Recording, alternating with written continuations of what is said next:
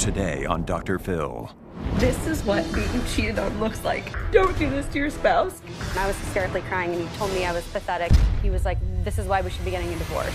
You're saying 1,000% this is because no sex in the marriage. If there was intimacy in the relationship, it wouldn't have happened. You sent some text to woman number 2. It's so easy to be a player. Can get laid whenever I want. I see a lot of ego and insecurity. Well, woman number 2 is here. Come on out. Let's do it. Have a good show, everybody. Here we go. This is a safe place to talk about hard things. Stand by. We'll count you down. Today is going to be a changing day in your life. 5, 4. Get ready to take care of you.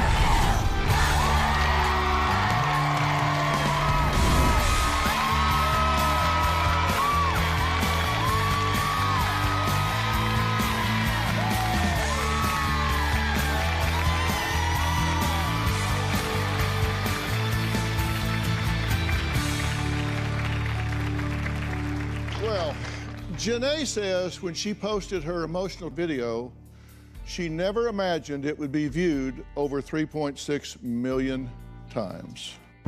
So this is what being cheated on looks like by your spouse.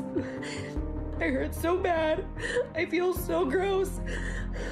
I'm mortified for my kids, and I just keep finding out more and more information, and it just keeps getting worse and worse. Don't do this to your spouse. Don't cheat on them. Don't destroy your family. Don't lie. It breaks people. So, how did Janae uncover her husband's infidelity? It all started when she went searching for answers after James came home at 4 in the morning on their 5-year wedding anniversary. I went through his call log because James was acting a little off, and I texted the first number that had multiple calls. He was calling people at like 9:30, 10:30, like 45 minutes, and I was in the next room.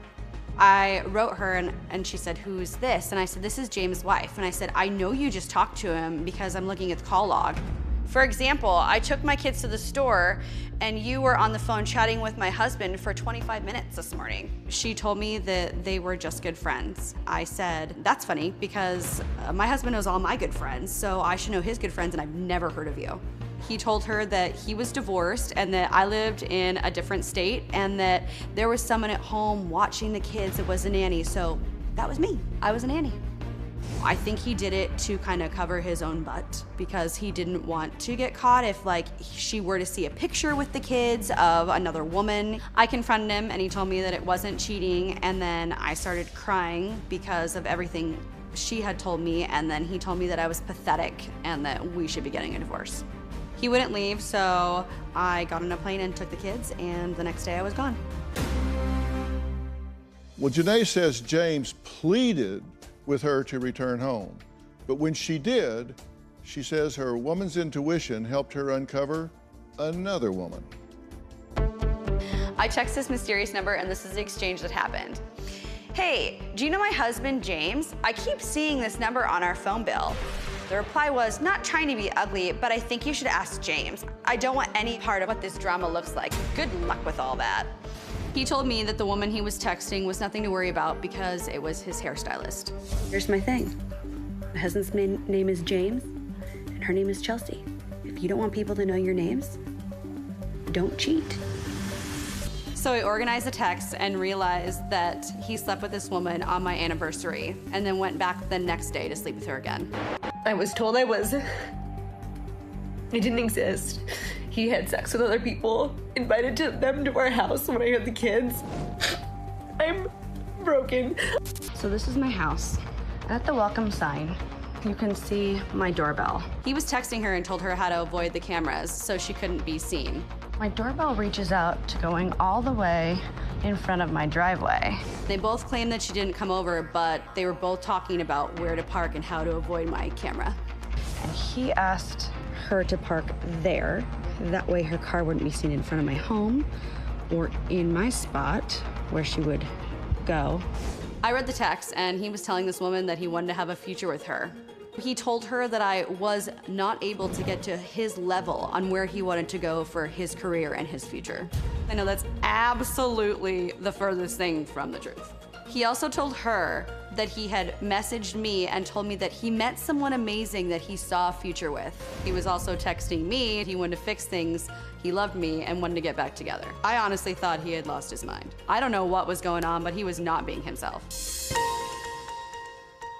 Okay, Janae, not fun times. No. He came home at 4 a.m. on your 5-year Yes, anniversary. that's when I started to get suspicious that stuff was not right. Okay, and he gave you diamond earrings Yes. on your anniversary. Yeah. And right after he gave them to you, he left to go be with another woman. Yeah. Okay, now what do you, looking back on that, how do you interpret that behavior?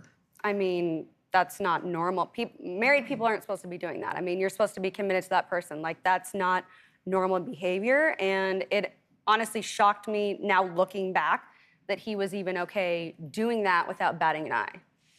Okay, but the fact that he was able to do that, because you know him, I haven't met him yet. Yeah. I've seen video, I've read every word that he said.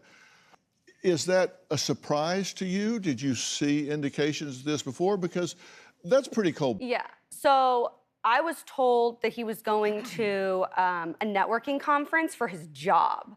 So that's what I thought he was going out and doing, and I thought it just happened to fall on our anniversary. Mm-hmm. And I guess what I'm asking is, how do you explain that to yourself? Is this consistent with, I mean, has he been cold? Has he been unempathetic? Has he been distant and unplugged? What? Yes, he does that when he goes through spurts of stuff. Like, he has an addictive personality, so when he's addicted to something, if he's trying to hide it from me and doesn't want me to know about it, like, for example, I'll give you chew. Like, I don't think he should chew, he chews. If he's lying about it, these are patterns that he does.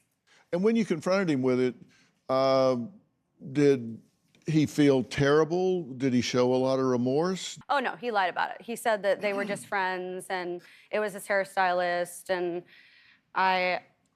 I'm being dramatic, and I shouldn't be Okay, well, that was texting woman people. number two. Woman number one Yeah. was not the hairstylist. Woman number one was somebody else. Yes. And I'm just saying, at that first point, was he remorseful? Like, I've hurt you, I can see that, I'm No. sorry. No, I went into his office and tried to talk to him about it, and I was hysterically crying, and he told me I was pathetic, and then he was like, this is why we should be getting a divorce. And so after that, I called my mom, and I took the kids the next day, and I left.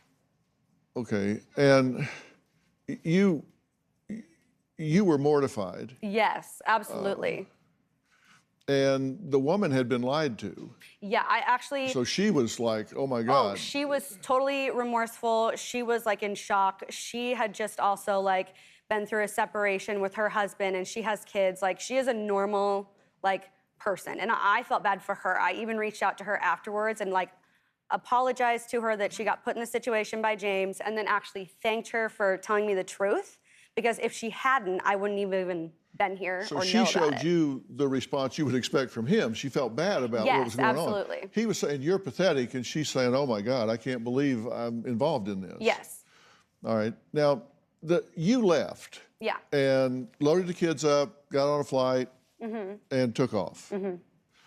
What did he do while you were gone? He was still hanging out with the second woman. Yeah. Well, he also created a dating profile, Oh, right? that's right. Yes, the day after I left. Yep. Okay, That's correct.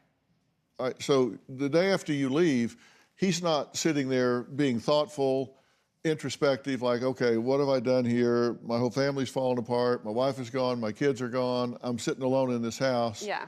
He's in there setting up a dating profile. Yeah, absolutely. And connects For attention. with 4 different women on the dating profile. And he's contacting this other woman. Yeah. So he's got Multitasking with 5 different people that women. are not me. But then you say he's begging you to come back. What triggered that? It was because I basically said that I had contacted a lawyer and gotten information and kind of explained to him how it was going to go. He'd have to pay me alimony, and because I'm a stay-at-home mom, he'd have to help support me until things were finalized, and then it changed. It was okay, whatever, you do what you want, that's fine, we won't be together. And then as soon as money was involved, then it was, I love you, like, I want to work this out. Now, you've also talked to woman number 2. Yeah. She didn't have the reaction woman number 1 did. God, no. What was her reaction? Basically that I should talk to my husband and deal with it, like, myself, because she didn't want to be involved in the drama.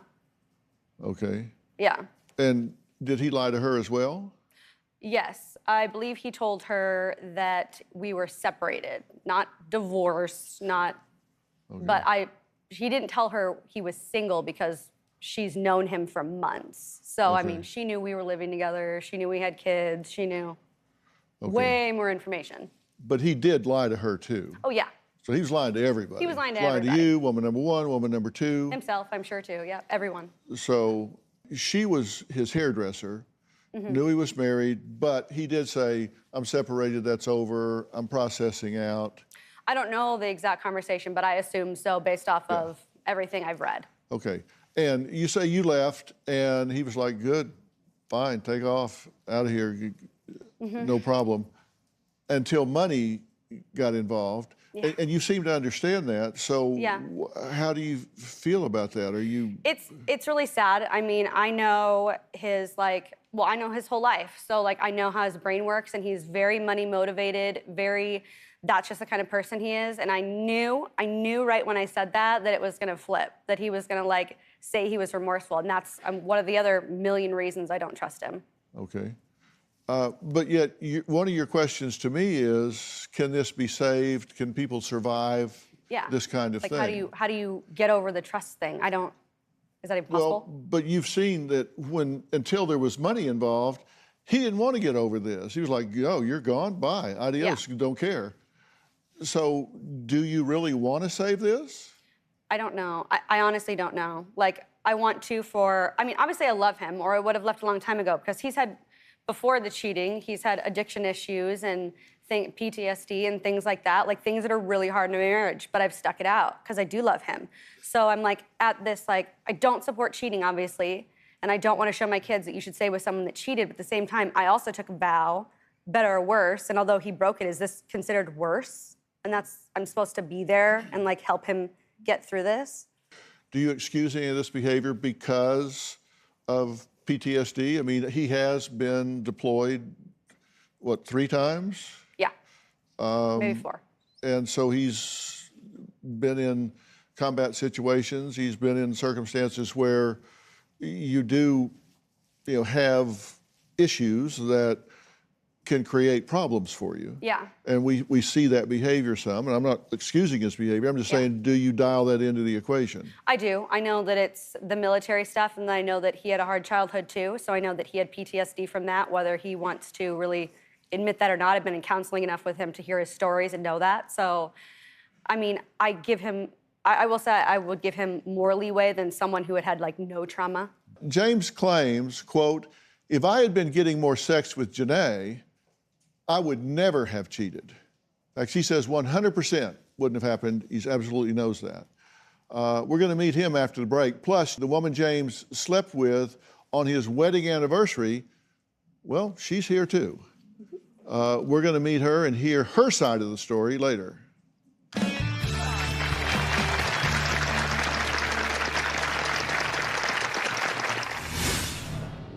So you had a decision to make, either disappoint your date or disappoint your wife. So you thought, I'll keep my date. I should have said, oh my God, that's my anniversary. I should be staying home with my wife, but I didn't.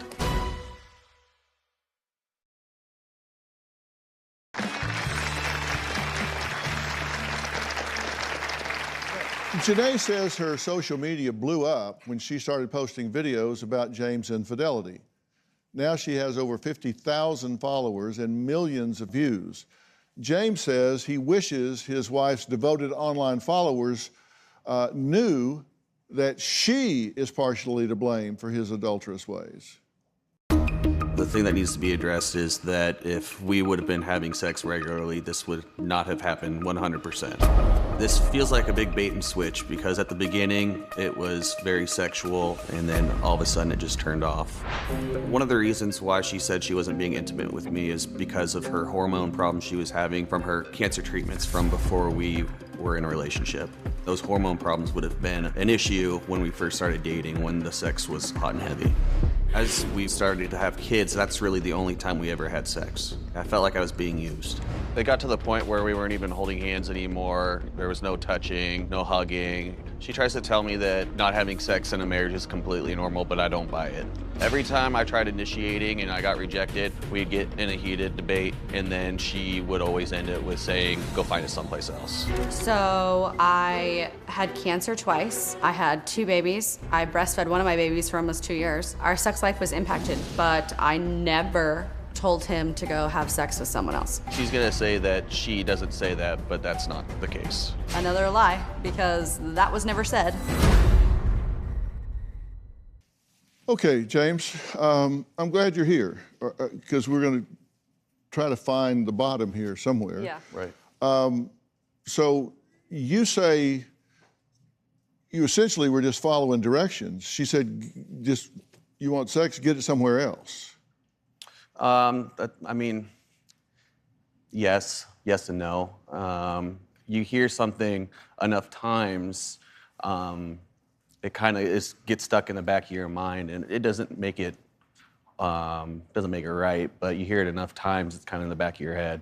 Okay, but that taken with the fact that you think this was a bait and switch situation, that you, when you were courting, when you were in the engagement phase, dating and all of that, you were very sexually active, and she had the same hormonal impact from chemotherapy and all of that then that she had now, and it didn't affect it. Yeah. You think this was bait and switch. I'll show you this and then give you this. Right. Yeah, that's just how it appears, yeah. It really sounds like you're basically the victim here. She conned you. I wouldn't say that. Well, you did say that. I don't like to call myself the victim. Obviously, she's the victim in this situation. But I mean, there are things that led up to it that, you know, I didn't just go out and cheat because I wanted to go cheat. It was many years of us having issues and problems that led up to it. You said, with regard to the cheating, and this is a quote, it's 100% because of no sex. That if it wasn't for that, and then you went on to say 1,000%, if I had been having sex, 1,000% would have never cheated. Correct. So you're saying 1,000% this is due to no sex. Correct. At home. Correct. 1,000%. It's not like, you know, it's kind of me, kind of her. You're Right. saying 1,000% this is because no sex in the marriage. Correct. And that she rejected you. That really hurt, and so that was, what else were you going to do? So you are saying you're the victim here. I don't like to call myself the victim, no, but I believe if there was intimacy in the relationship, it wouldn't have happened. So you had the control button. It's not like he wasn't getting sex, it's just not the sex he wanted.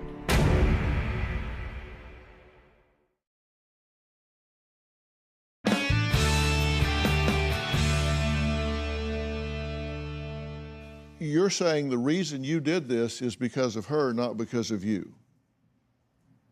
Okay. Is that what you're saying? I'm not saying that, no. Okay, explain to me then what you mean when you say, and I quote, if I'd been having sex, 1,000% would have never cheated. I wouldn't have felt the need to go find it someplace else. And when it did happen, it wasn't like I was planning on going out and finding someone to sleep with. It was a situation that I found myself in where it didn't make it so, you know, it just made it easier to happen that's the best way to explain it. I wasn't seeking it in any way. Okay, but she could have avoided this, is what you're saying. if she had stayed sexually active with you, Right. this would have never happened. I don't believe so, no. So she had the control button. If she had kept intimacy, I believe if there was intimacy in the relationship, it wouldn't have happened. yeah. So you had the control button. Apparently is so. what he's saying. Apparently. And I was unaware, which is, you know, here's what bothers me. We were trying to have kids, and our last baby up until literally, I think, the night before he had sex with the second woman. So it's not like he wasn't getting sex, it's just not the sex he wanted. Mm-hmm. Well, you actually said you felt like you were being used. Yeah, and he's told me that. He told me that right That before. it was kind of perfunctory. Correct, yeah. Yeah. You said on your anniversary you had made plans with woman number one, but you ran into woman number two at the bar, and you left with her and just blew off woman number one. I wasn't really blown off at that point. The first woman that I was just speaking to, it was more developed into a friendship more than anything. It was nothing sexual. And so I had gone out with her and a bunch of her friends to a local bar. So it wasn't like I was really blowing anyone else off. We were all just there. On your anniversary, Right. why were you in a bar on your anniversary? I'd find that a little hard to sell around my house. No, it's horrible. And it was one of those things where it was planned out, and it was planned out on the day of the week, and I didn't look at the calendar. It was just, just like that. I should have said, oh my God, that's my anniversary. I should be staying home with my wife, but I didn't. Oh. Yeah. So you had a decision to make, either disappoint your date or disappoint your wife. So you thought, I'll keep my date. Right. Yeah, that's what happened. Yeah. You drop off the earrings and Right. keep your date. Correct. Okay. She says when she confronted you with it, you said, I'm a man, I can do whatever I want to do. Yeah. About staying out late, he means. Yeah, with regard to being out till 4 a.m. Right. Those are words that I usually wouldn't say. I was in that whole time period. I think I was just trying to build a wall between the two of us that made it easier for me to do what I was doing. I knew what I was doing. What I was doing was wrong, and I think I was building up some kind of I was trying to make it easier for me to go out and do these things because I knew what I was doing was wrong, if that makes sense. Mm-hmm. Well, let's take a break. James says manipulation is one of his many skills to get women to believe his lies. And he's going to explain how and why he has that skill set when we come back.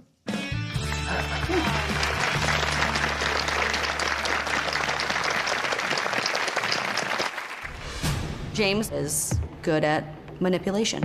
I manipulated woman number two by telling her that I cared about her. I didn't mean any of those things. I just wanted to have sex. There was nothing specifically special about any of these women. I just was taking advantage of them. Battle of the Sexes with Dr. Warren Farrell. When only one sex wins, both sexes lose. Men. You said men learn early on, in order to be a man, they must repress their feelings. Masculinity. How do you define toxic masculinity? And the facts of fatherhood. You're not just a wallet. We need you as an emotionally intelligent part of the family. Fill in the blanks. You say boys with less involved fathers are more likely to become delinquent and end up in prison. Available on Apple Podcast and Stitcher.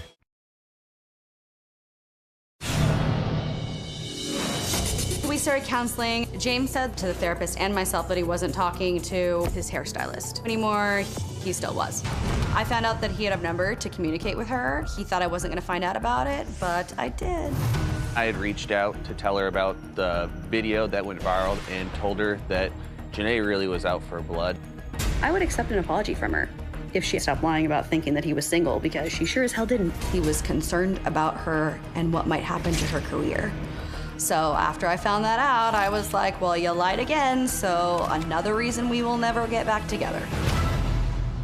Well, Janae says going to couples counseling to try and repair their marriage didn't stop James from reaching out to woman number two. James says his deception and manipulation weren't just reserved for his wife, he also used them to get his needs met by other women. James is good at manipulation. I manipulated woman number one by just making up a whole life. The story I fabricated was that I was a divorcee with custody of my kids, and it worked as I expected it to. We kissed the first night we met, and she asked me to go home with her that night, but that did not happen. I manipulated woman number two by telling her that I cared about her and that I wanted a future with her. I didn't mean any of those things, I just wanted to have sex. I knew she was the type of girl that was very insecure, and I was just telling her the thing I knew she wanted to hear. And I knew she was easy to sleep with. She knew about Janae the entire time. There was nothing specifically special about any of these women, I just was taking advantage of them. I was deployed a total of 3 times, once in Iraq and twice in Afghanistan. A big part of what I did in the Army was on-the-spot interrogation and building relationships with politicians and different insurgencies. My training in the military and experiences I have made the manipulation a lot easier. He did manipulate the other women. I don't think that he manipulates me. I think he's tried. No offense to them, but I know him better than them. I'm smarter when it comes to the games he tries to play and the lies he tries to pull.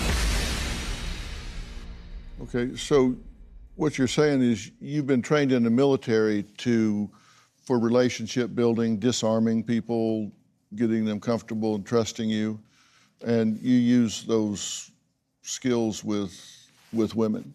Yes. Yeah. Okay. And it worked, right? Yes. And you sent some text to woman number two with his feelings about her, and you've seen these.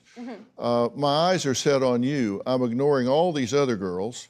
I see value in someone special in you.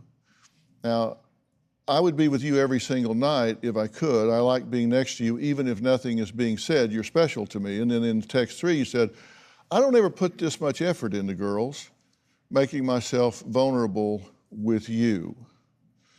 So was this all manipulation, or were you feeling an emotional pull towards her?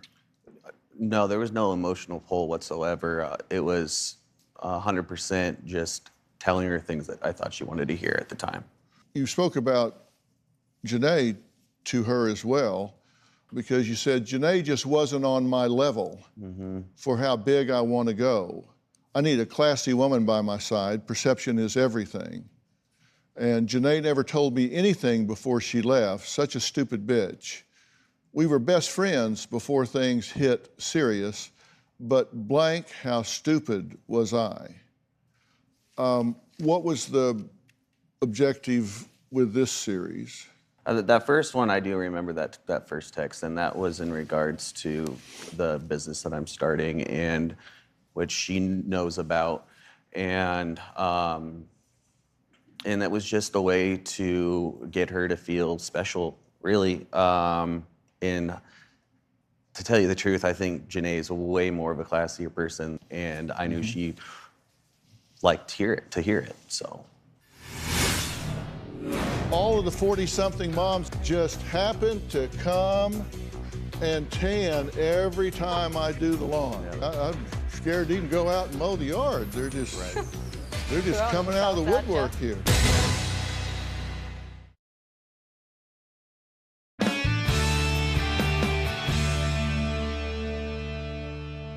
I have some training too, and when I look at this, I see a lot of ego and insecurity, because I see you saying, my eyes are set on you, I'm ignoring all these other girls. I give all of these other girls, and then you say, I would be with you every single night if I could, and it's because you're special to me, which is supposed to make her feel special, right? Correct. And I don't ever put this much effort. Again, she's supposed to feel special because you don't ever put this much effort in or make yourself vulnerable, okay? That just seems like you think it makes them feel special if you're paying attention to them. And then let's look at the next set. You say, she's just wasn't on my level. I need a classy woman. Like you're just at some lofty level. You need somebody special. And, you know, she's just a stupid bitch here. And boy, how stupid was I to get sucked in to all of this. And then you have other texts that you sent about how easy it is to get laid. All of the 40-something moms in the cul-de-sac just happen to come and tan every time I do the lawn. Yeah, that was more of a joke.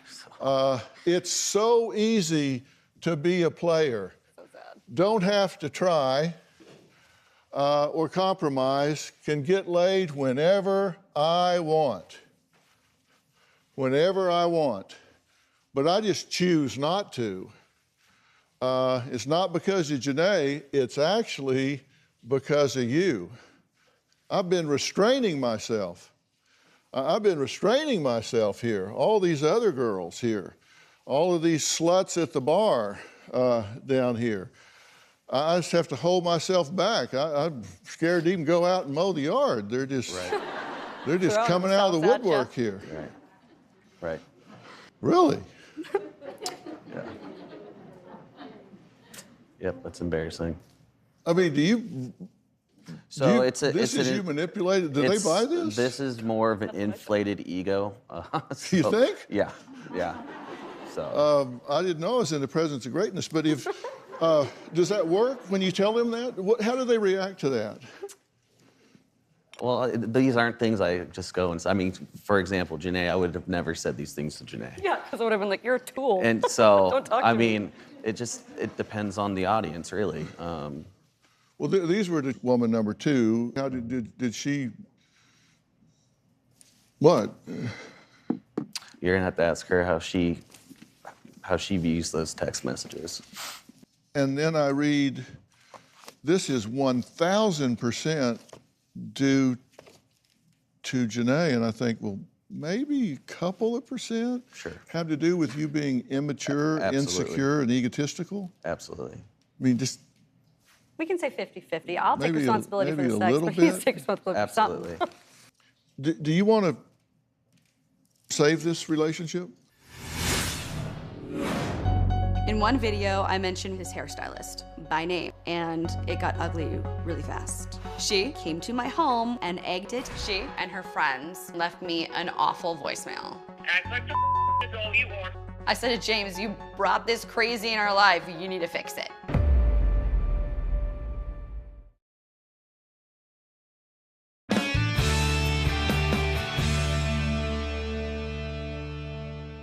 Do you want to save this relationship? Absolutely, yes. Why? Because I love her.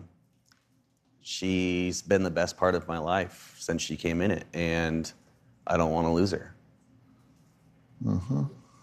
Be expensive too What would be expensive? to lose her. Oh yeah. You have to pay alimony and child support and two Well, I would houses. lose my kids, so that's And then your kids and all. Because you weren't real highly motivated to reconcile initially. Yeah, I was in the walls I told you I was building up to make it easier for myself were still up back during those Because you times. were, when she left, you got on a dating site. Yep.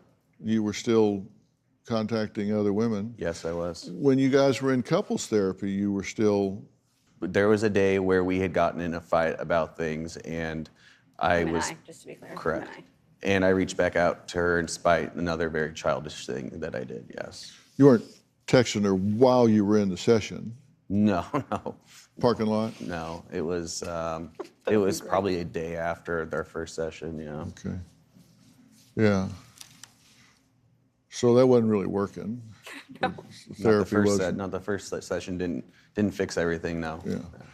Janae says not only did James break her trust, but he also invited a lot of drama into their lives by being with this other woman.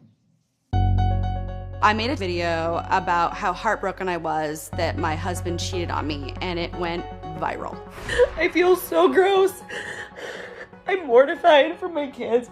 I went from having 100 followers to 50,000 followers. In one video, I mentioned his hairstylist by name, but I did not say her last name. The girl he cheated with, Chelsea, yes, I'm gonna say her name because there's millions of Chelseas, is mad because super sleuths on here found out who she is and her last name and where she works, and I guess you guys are contacting her. People started writing reviews about her job, and it got ugly really fast. A couple days later, she came to my home where my children and I were asleep and egged it. So, Chelsea, the girl that my husband got with, came to my home where my babies were sleeping last night and teepeed and egged it. What would you do? Some of the eggs didn't break, so I had James make breakfast out of it. We were out of eggs, so thank you for leaving some that you didn't throw hard enough to actually make hit my house, because now we're gonna make some eggs for our kids. Recently, she and her friends called me at 1:30 a.m. and left me an awful voicemail. You think you know people? Honey, I know people that can make you and your little friends cry like the little bitches you are. Act like the adult you are, fix your marriage or end it. Aren't they so kind? Class acts. I filed an incident report about the egging, vandalism to your home, and then it was about the voicemail because of the threats. I didn't want to take any chances because people are crazy. I said to James, you brought this crazy in our life, you need to fix it.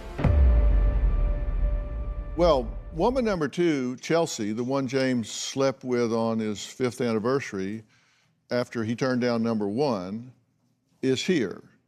And he says that he's trained in manipulation. We're going to meet Chelsea after the break and hear what her perception of this whole thing was, what things look like through her eyes, what her point of view was. We'll be right back.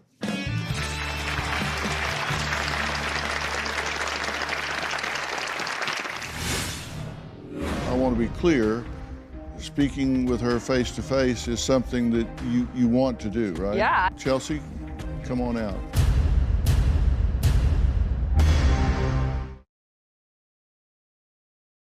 Well, we're out of time for today, but you do not want to miss tomorrow when Janae gets her wish, because she's going to sit down face to face with woman number two.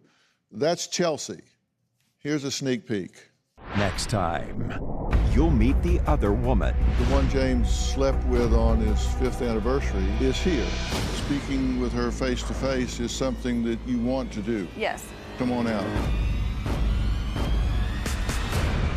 There's a lot that she doesn't know. Then say one and let's start the conversation. When I went to the bar, I didn't go up to him because I thought he was married. He is married, you do realize that, right? Did you believe he was separated? Yes. What man would invite a woman to their house if he still lives with her? A cheater. You should put that energy on your marriage and not me. Well, you don't need to be giving her therapy. Why is she so mad at me? Well, you were sleeping with her husband. That's next time. You do not want to miss that.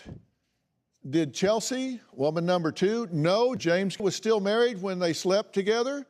Will she apologize to Janae? Well, you're going to find out tomorrow. Look, I want to thank all of my guests today. For more information about today's episode, log on to drphil.com. You can follow me on Twitter, Instagram, TikTok, and Facebook. Speaking of Facebook, I have a private group on there called Dr. Phil Fanatics, and that's P-H-A-N. It's a super fan group where you get the latest Dr. Phil news first. So if we're doing something or have some big special event coming up, that's the first place we post it, so you're always in the know. Don't forget to follow and subscribe to my podcast, Fill in the Blanks. This week, the behavior panel experts break down using body language and nonverbal cues to get to the truth. You don't want to miss this.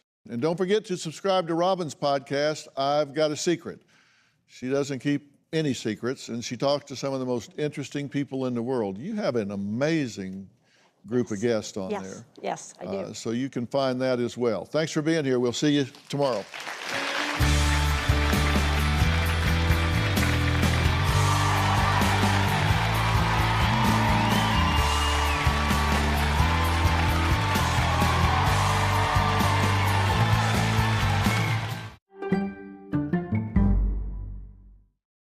today on Dr. Phil. So you're somebody rich and beautiful, and they're telling you how much they love you. His beautiful girlfriend has a $4.5 million inheritance. My dad has sent over $20,000 to get his share of the inheritance. Is it love? She has a phone, but she says it doesn't work and only text. Or larceny? She can charter a private jet, but she can't make a phone call. A two-part investigation. Charlie gave us the address where Stephanie and roommate Karina claim they live in Kansas City, Missouri. So what happened when we knocked on that door? Let's do it. Have a good show, everybody. Here we go. This is a safe place to talk about hard things. Stand by. We'll count you down. Today is going to be a changing day in your life. 5, 4. Get ready to take care of you.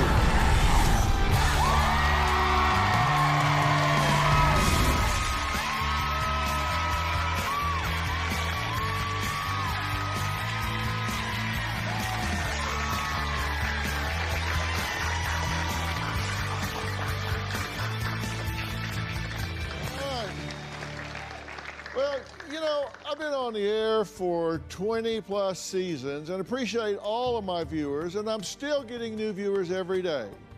In fact, just 2 weeks ago, my guest today, Brittany, contacted me after watching a recent episode about a woman in an online relationship and thinking it hit just too close to home. Now, Brittany says for almost 3 years, her dad, Charlie, kept his online relationship a secret and confided in her just last month when he realized he was, quote, in over his head. Now, there's one major difference, though. Brittany says her dad wants his online girlfriend, Stephanie, and her roommate, Karina, arrested, but not for the reasons that you might think. Take a look. Over the past 2 years, my dad has been in a relationship with a girl named Stephanie Johnson. He recently started talking to her roommate, which her name is Karina Johnson. She has the same last name as Stephanie, but no relation. From Dad's point of view, he's in love with Stephanie. He considers Stephanie his girlfriend. He's even talked about wanting to marry her. He showed me documents from the girl's lawyer that stated about a $4.5 million inheritance. And my dad, in fact, was supposed to be receiving $250,000.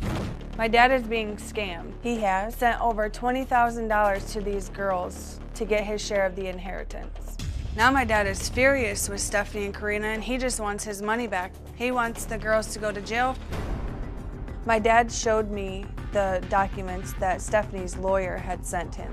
He said he needed to open a bank account and get a power of attorney. And my dad would receive his $250,000 within 48 hours. What I did was sign a power of attorney, which is right here. The reason I signed it was because I thought maybe he could get his money. But then the girls claimed they needed a power of attorney from Europe and an additional $2,000. One of the big red flags is not ever seeing this person, you know, just having communication by text. I don't feel like I'm being scammed because I actually love her, but it's not working out the way I want it to. My dad is brainwashed. He believes Stephanie is 100% real. I just asked myself, how in the world did my dad get into this mess and how I can help him get help?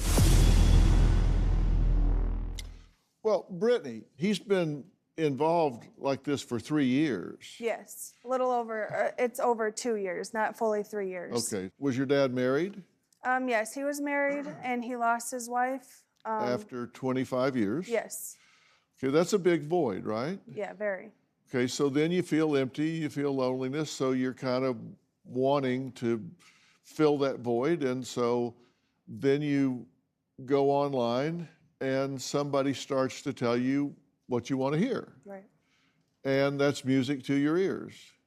And if they're particularly attractive, and that's good, strokes your ego, right? Yeah. And then they also happen to be insanely wealthy. So here's somebody rich and beautiful, and they're telling you how much they love you, and you really want to hear that. Right. But he's upset. He says he's being lied to, he's being robbed. Yes. What's he say about that? This is her, right? That's her, yes. This is Stephanie. Stephanie, yes. Okay, and he says that this Stephanie is stealing money and he's angry about it and wants her to go to jail? Correct. Wants her arrested. Wants her He arrested. didn't say he wants her to go to jail, he wants her arrested. Right. He just wants her arrested. He feels like she's done him wrong. Okay, but what's the distinction about he wants her arrested but not go to jail? He just wants to scare her? I think that's probably what he would like to do, is scare her. But is he saying that he thinks that she's stealing from him, but he's still in love with her?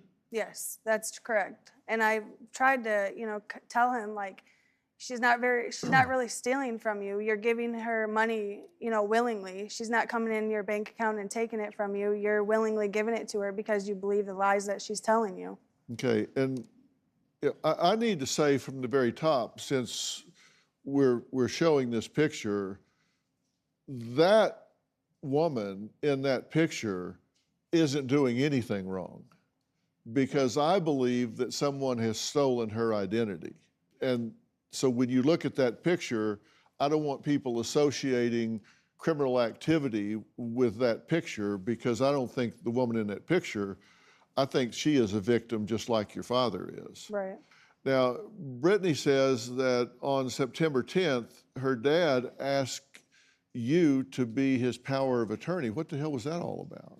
The power of attorney, he was told that he's getting a $250,000 share of this inheritance that she's supposed to be getting of $4.5 million from her grandfather, who passed away 2 years ago. And so the requirements for him to get the money deposited into his account were that he needed to have a bank account and a power of attorney. So when he asked me to put the power of attorney in my name, I kind of felt like, that wasn't a big deal. It's not going to hurt anything. So why not, So we went to the bank and we got that put in my name. And then after 48 hours, he was supposed to have the money deposited into his account. Yeah. A week went by, nothing was deposited into his account. He's still speaking to Stephanie at this point in time, throughout everything, Karina as well, and they're trying to help him get the money. Well, then they came up with him needing $2,000 more for him to get the money deposited into his account. I'm actually glad you did that you signed the power of attorney. Or do you still have his power of attorney? I do. And I'm going to keep that because I'm his daughter, and and that's great. Yeah. But it also allowed this to move forward, and for him to not be able to say, "Well, I couldn't get it, so I'll never know." You actually did this, and so it forced the hand, and of course the money didn't come. He was supposed to get $250,000, right? Yeah. And let me just ask you, in the studio, does anybody believe that this is real? If you believe this is real, stand on your head. No? Nobody believes it's real? Virtual audience, anybody believe this is real? No? Okay. No. Okay, so the question, it just begs the question, why does everybody that's objective see this clearly as you do, and he doesn't? And the answer is obviously that he's emotionally involved. He's vulnerable because he's lonely. He wants it to be true. Right. And when you want something to be true, you see what you want to see, you hear what you want to hear, you believe what you want to believe because you want it to be real. Right. Okay, well, Brittany's dad, Charlie, claims earlier this year his online girlfriend, Stephanie, admitted to lying to him. But about what? We'll find out when we meet him next.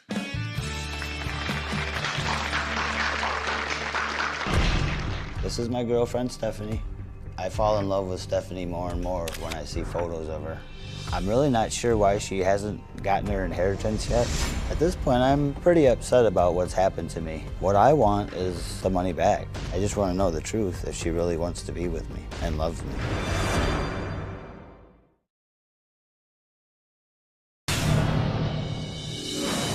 When it comes to my dad's relationship with Stephanie and Karina, he's totally blindly in love. My dad is smarter than this, but somehow he's fallen for this hook, line, and sinker.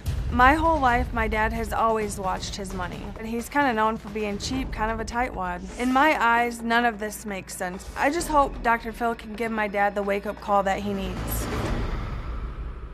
Oh, consider me an alarm clock. Because we ain't leaving here till he and I have a clear understanding. Trust me. We're back with Brittany, who says her dad, Charlie, is being scammed line by a girlfriend that he calls Stephanie. Now, we've shown a picture of who he believes is his girlfriend. I want to be very clear. When you see this picture, I believe this is a stolen identity. The woman in this picture has nothing to do with this scam. In fact, she is a victim here. She's not a perpetrator, she's a victim. Be very clear, if you're walking past your TV right now, you're looking at a victim, not a perpetrator. Now, Brittany says her dad is wary of Stephanie's behavior, but still hopes to marry her whenever they meet in person. Here's what Charlie has to say. I met Stephanie on an online dating site. She actually approached me. This is my girlfriend, Stephanie.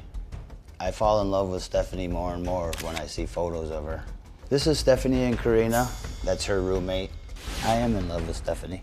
My nickname for Stephanie is Baby Boo. I have never seen Stephanie or Karina on FaceTime or anything. She says her phone's messed up and she has bad internet connections where she lives. I'll spend hours out of the day texting back and forth with Stephanie. Stephanie and I have talked about meeting up and we're gonna spend the rest of our lives together. She said, I guess you must be busy at work. And I said, I am busy. Baby Boo, I love you. Her parents have both passed away. I read on the will, her dad left her over $4.5 million plus a bunch of gold bars because he owns a mine in Denmark, I believe. She wants to give me $250,000 of her inheritance money. I'm really not sure why she hasn't gotten her inheritance yet. I believe it's because she still owes her lawyer more money. I've sent Stephanie $25,000.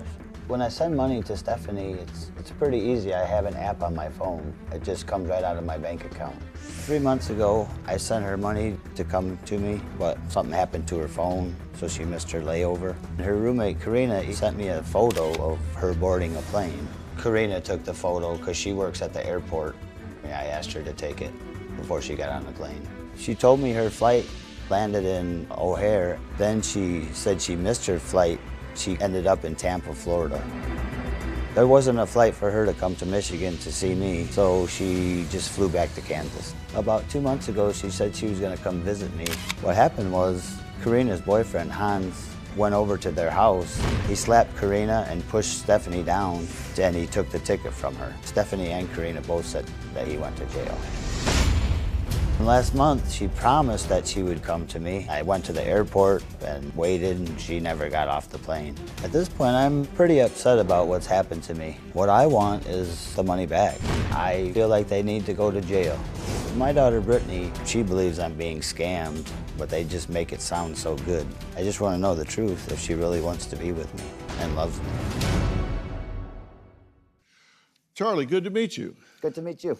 Now, you have been in this relationship with Stephanie for quite some time. Yes. So y'all have gotten to know each other pretty well. Yes, for 3 years. 3 years. So what's she like? Nice person? She's very kind, yes. Very pretty. Certainly. She just makes me feel good. And you've sent her money to get a ticket to come see you. Yes, multiple times. And in fact, her roommate took a picture of her getting on the plane, one of those tickets you sent her. Yes. And sent it to you, and this is her boarding from that, right? Supposedly, yes. Yeah. But she never did. And where was she flying from? I believe Kansas City. Kansas City? So she'd be flying out of KCI? Yeah. Kansas City International? Yes. Who's behind the roses? She just did that to block the person out, because she didn't know him. Okay, she didn't know they were just people getting on the plane? Yeah. Have you ever been to Kansas City International? No. Yeah.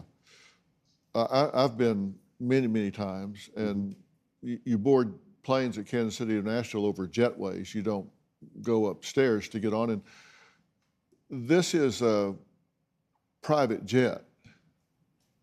This isn't a commercial airliner. I mean, can you see that? I see that now, yes. So you don't buy tickets onto private jets. You own them or charter them or whatever. So why would she need a ticket to get on a private jet? You paid for a ticket for a commercial flight from Kansas City to where you live, and that's not what she sent you a picture. Said, here's proof. Right. Here's proof. But that's not Kansas City International because they don't get on planes that way there, and that's a private jet, not a commercial that you bought a ticket for. What did you say to yourself about that when you saw that? I was excited about it, but I guess I didn't use my mind enough to realize what you said. You were just excited. Yeah. Just, hey, she's going up those stairs. I mean, she's coming to me. Yeah. She doesn't have a phone? She has a phone, but she says that she can only text. She can't call. She can charter a private jet, but she can't make a phone call. Did that set off warning bells with you?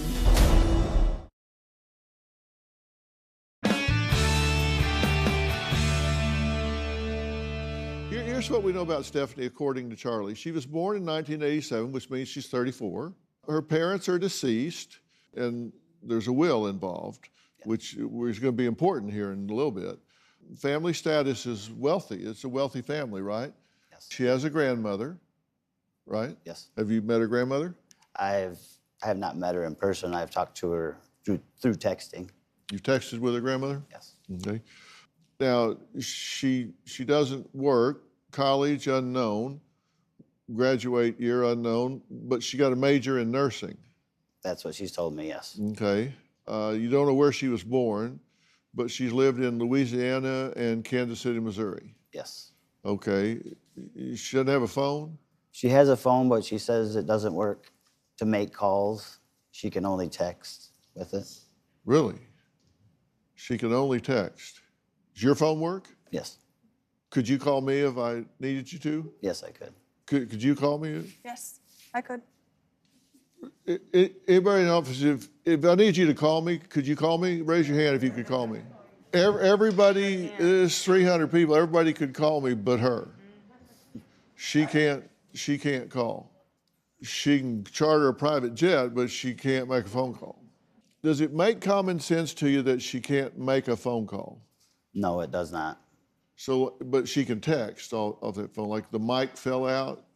I guess. So she can text, but she can't talk because the mic fell out or something. What is it you can't call? I don't know, some excuse she made up that I Her really phone don't. was broke or something. Yeah, her phone was broke. And did that set off warning bells with you? No, it didn't. It didn't. No. In 3 years, you never thought that someone that looks this sophisticated couldn't muster up a phone that worked? Yeah, that was a big red flag. It should have been. Should have been, but it wasn't. Right. Now, you say you've sent her at least $25,000. It's real close to 25,000, yes. Yeah. Okay. And you want it back? I would like it back if possible, but I'm not sure what. Okay. But you still want to be with her? I do. You want your money back, but you want to be with her? Yes. And I want her to be honest with me more than she has been. Yeah. If she's not real, I mean, obviously that's a real woman there. I mean, that's not a computer-generated picture, I don't imagine. I suspect that's a real person. But if it's not really her, if that's somebody else, they've stolen her picture or something and you're being scammed, would you want to know it? Yes, very much, I would. You would want to know it? Want to know, yes. It's not that you're just in love with being in love and you'd just stay forever in limbo of being in love. If you're being scammed, you want to know it. Yes, I would like to. Like, let's say that picture had been stolen by the man that you've been professing your love to for 3 years. You'd want to know that. Yes, I would. It would. Because you'd probably stop telling this man how much you loved him. Yes, I would. Right? Yes. Immediately. Yes. You want to know that. I was curious. I mean, everybody each to their own. Charlie wants to know if Stephanie is telling the truth about their online relationship. Well, obviously, he's overlooked what others might see as red flags, But I did a deeper dive than just common sense red flags because I do have a lot of resources. Because this is an international story that involves Denmark and multiple cities around the United States. And I've got quite an army, including putting people on the ground in Denmark. And we're going to find out who this is. We'll be right back.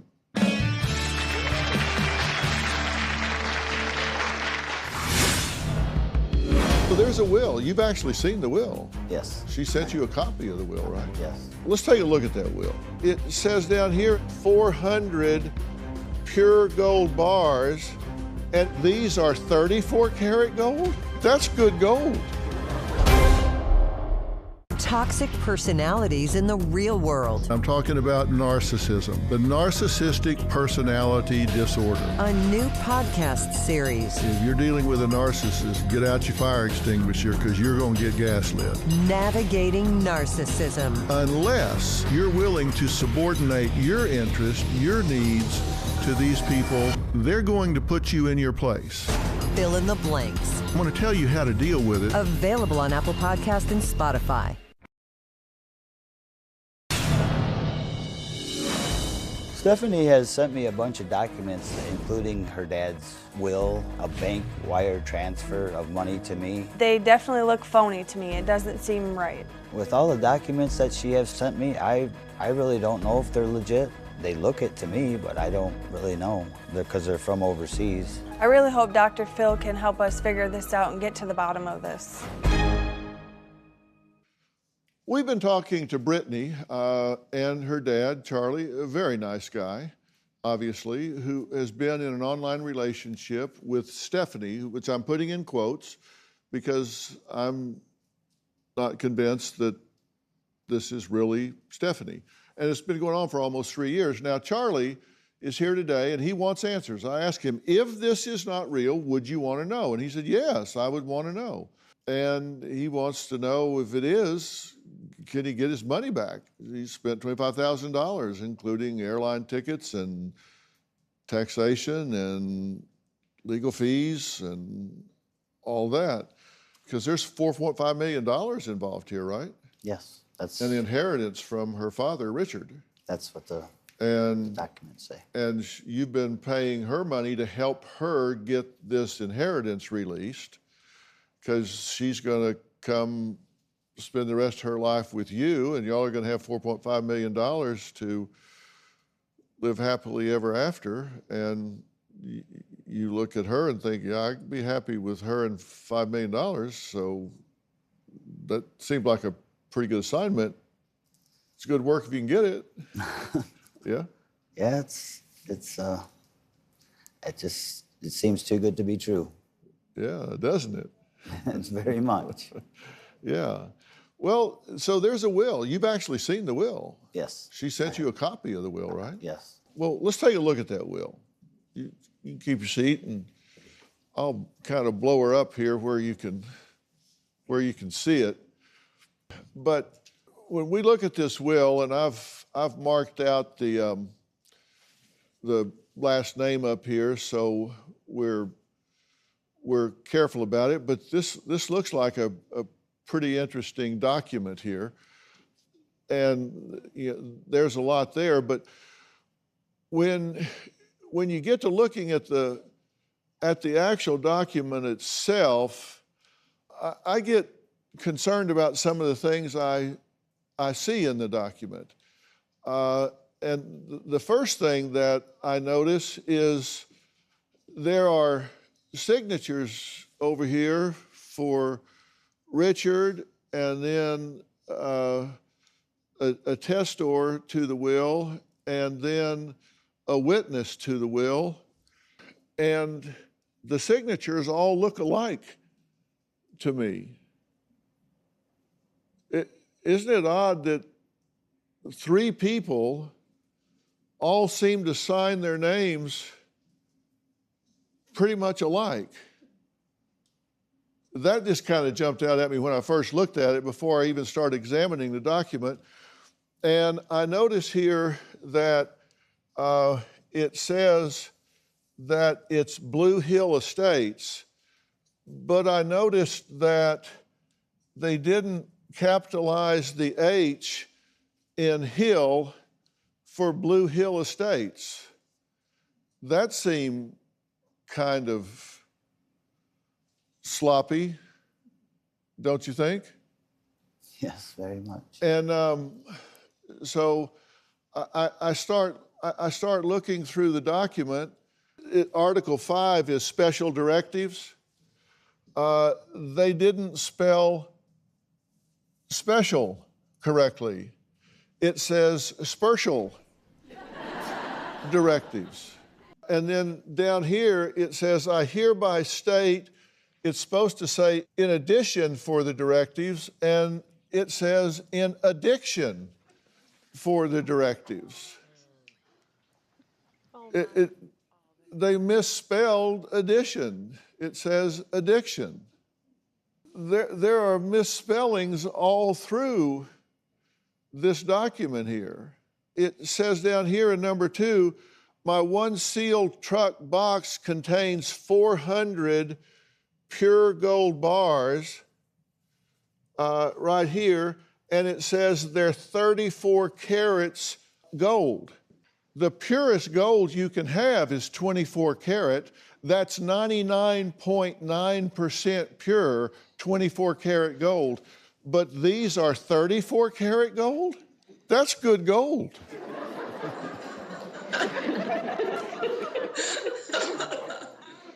That's the purest gold on the face of the earth. I've never seen 34 karat gold. We got as close to the address as we could. Woman said, I've been living here 50 years. It's a phony address.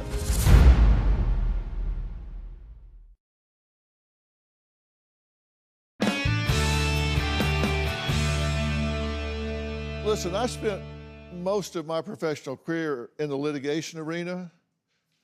This is not a legal document here. Can we agree this is not a legitimate will? Yes, sir. And that there are not 400 gold bars of 34 karat gold? No. Because there's no such thing as 34 karat gold. Now, we did speak to an attorney in North Carolina, and he said, first off, you need 2 witness signatures. Doesn't have it. They have to be notarized. They aren't. The testor's signature must be notarized. It's not. It says Articles 5 and 3 are in conflict. It blends the last will and testament and a living trust, which you can't do. It's replete with every kind of mistake, grammar, spelling, punctuation, terms, and descriptions. So just even, I didn't just rely on my own analysis of it. We had a very excellent attorney, Nathan Baskerville from Baskerville and Baskerville in Henderson, North Carolina, looked at it and said, all of these things are missing. It's very unlikely that this is a legitimate document. I thought, well, that address on the will, where Richard would have lived at the time he wrote it, we thought we'd go check it out. So what happened when we dug a little deeper? Dr. Phil, we wanted to confirm the information given to Charlie by Stephanie about her father. So I'm here in rural North Carolina to investigate. See, the problem is that address that she gave, it doesn't exist. So we found a similar address, and we're going to do our due diligence and go there now, knock on the door, and see who lives there. Hi, I'm Matt Hightower with Dr. Phil. Yes. We're looking for a Richard Johnson. Has Richard Johnson live here? No, Richard Johnson has ever lived here. Really? This is our home house. I've been here for over 50 years. All family property, 100 acres around here. No, Richard Johnson has ever lived here. Hi, how you doing, sir? Have you ever heard of a man named Richard Johnson living around here? No, we've been here since the 1860s, and I've never heard of a Richard Johnson that lives in this area. Have you ever seen this person? Stephanie Johnson? No, does it look familiar? No. The name Richard Johnson ring a bell? That doesn't either. I've No. lived here my whole life and never seen or heard of either of those names. Hey, have you ever seen this person before? Her name is Stephanie Johnson. I don't think so. Yeah. I think I would have noticed around here. You ever seen her before? Never. No? Have you lived here for a while? All my life. Recognize the name Richard Johnson? Not me, no. After canvassing the area and talking to people who lived here for decades, it is very clear that Stephanie Johnson's family didn't live here. No one recognized the photograph or her name, and no one's heard of Richard Johnson. Okay, so the address doesn't exist. So we got as close to the address as we could. Woman said, I've been living here 50 years. The other guy said, I've been here since, we've had this property since the 1800s. And there's never been anybody here by that name. This family doesn't live here. We canvassed the town. They said, there's nobody here by these names. It's all made up. It's a phony address.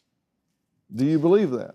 Yes, and I believe everything else is probably phony too. I have staff members around the world, and I sent someone to the bank's alleged address to see if we could help.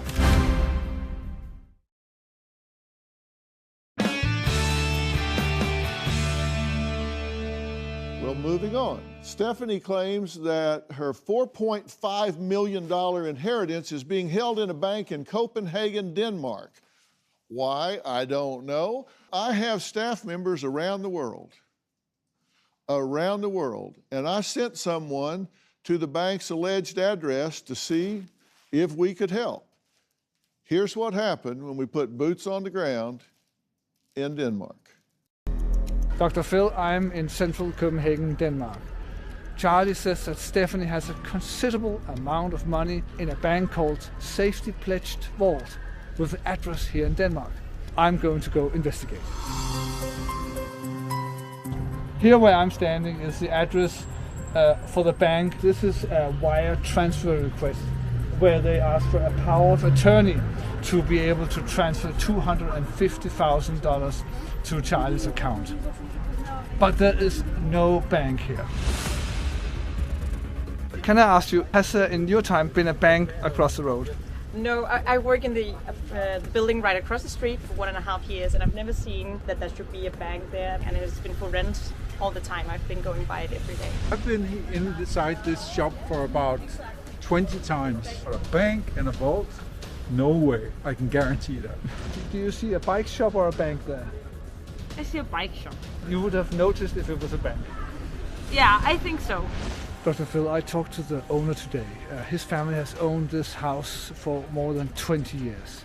And he verifies that there's no bank, and there's never been a bank. He also confirms to me that there's no vault in the basement. It's just a normal basement. The only safe deposit box in this area is here, in this historical royal castle. Beneath it is the crown jewels. Dr. Phil, I've been investigating this all day, and there is no bank called Safety Pledge Vault on this corner, and never has been. Also, there's no bank anywhere in Denmark called Safety Pledged Vault. Okay, sent someone all the way to Copenhagen. Doesn't exist. Bank doesn't exist. And if the bank doesn't exist, then there couldn't be $4.5 million in a bank that doesn't exist, which follows that there must not be $4.5 million because it can't be in a bank that doesn't exist. So you got fantasy money in a fantasy bank, right? Yes. Here's an email between Charlie and Mr. Felix concerning these gold bars. Mr. Felix, hello, Mr. Charlie. We are ordered to send some bars of gold to you, address, and it already been sent to your money is not fully paid, so we need to hold them on after the full payment.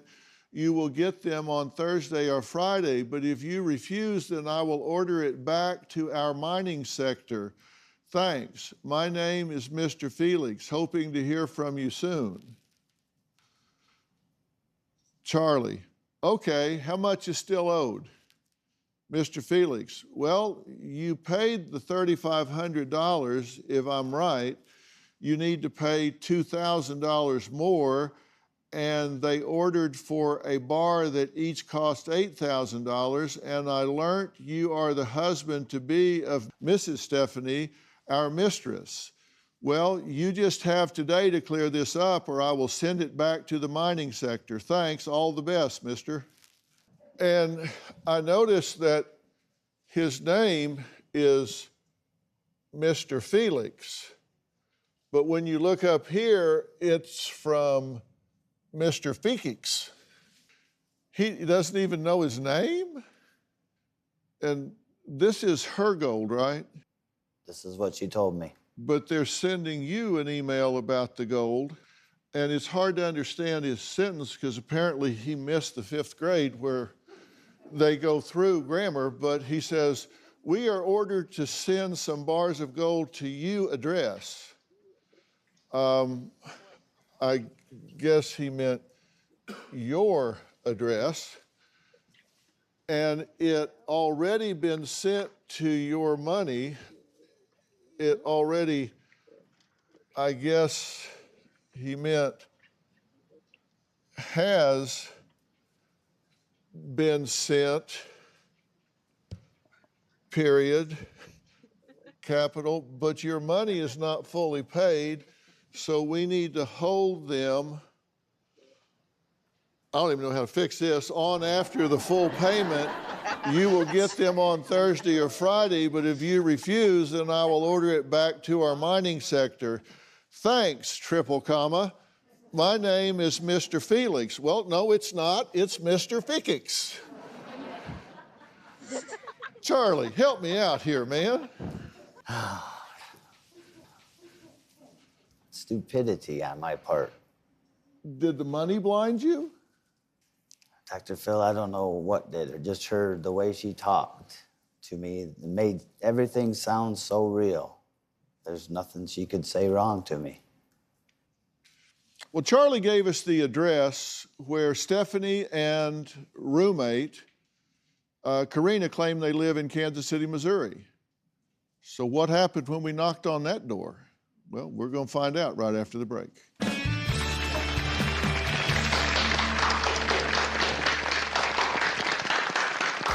So I'm here in Kansas City, Missouri. Charlie's been told by Stephanie and Karina that they live here in Kansas City. I'm going to that address to see if they're home, and maybe I can talk with them.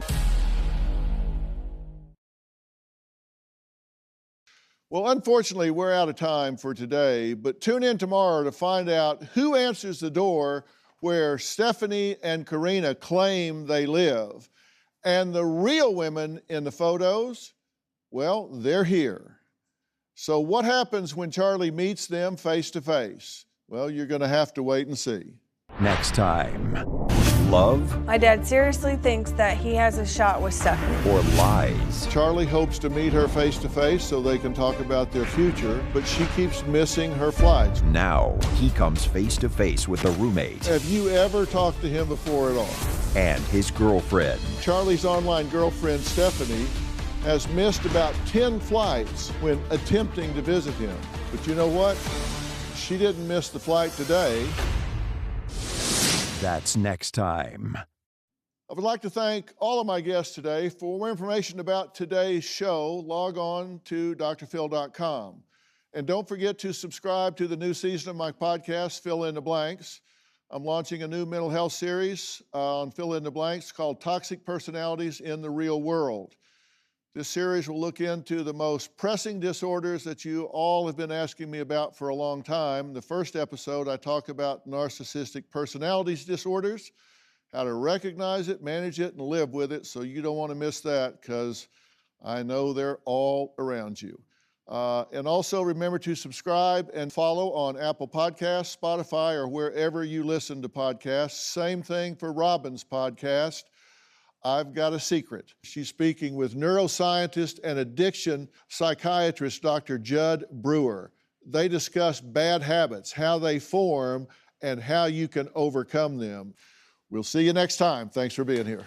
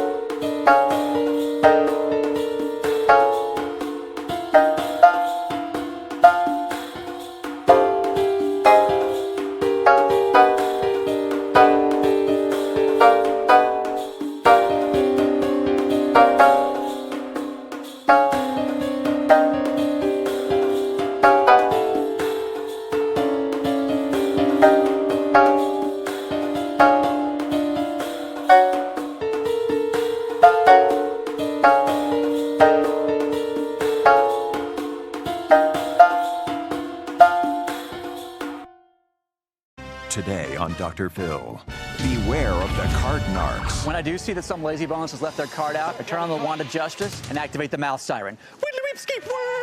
You do more than just ask them to put their cart back. Is your disability lazy bonesitis? You shame them. I don't know who you think you are. You say you're a trained agent. Who trained you? Me. He put the shopping cart behind my truck, which prevented me from leaving. Why didn't you just take your cart back? Parking lot monitors specifically pick up shopping carts. That's their job. They get paid to do just that. If I just go out there and say, why don't you take it back? They don't see the consequences. You just don't know what the hell you're talking about because the evidence contradicts what you're saying. Let's do it. Have a good show, everybody. Here we go. This is a safe place to talk about hard things. Stand by. We'll count you down. Today is going to be a changing day in your life. 5, 4. Get ready to take care of you.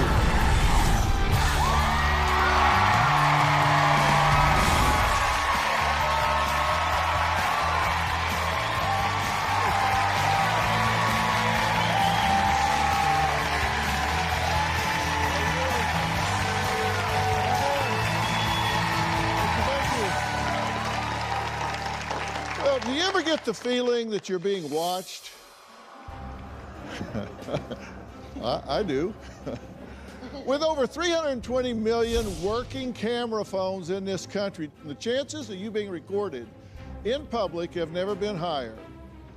So if you are out and about, you better be looking over your shoulder. Why? Because you could end up like one of my guests today. An encounter with a mysterious man in a parking lot soon escalated into an argument that was filmed and posted on the internet with thousands of views. So what was the disagreement about? Well, you'll be surprised. We're talking about, a shopping cart. This is not an isolated incident.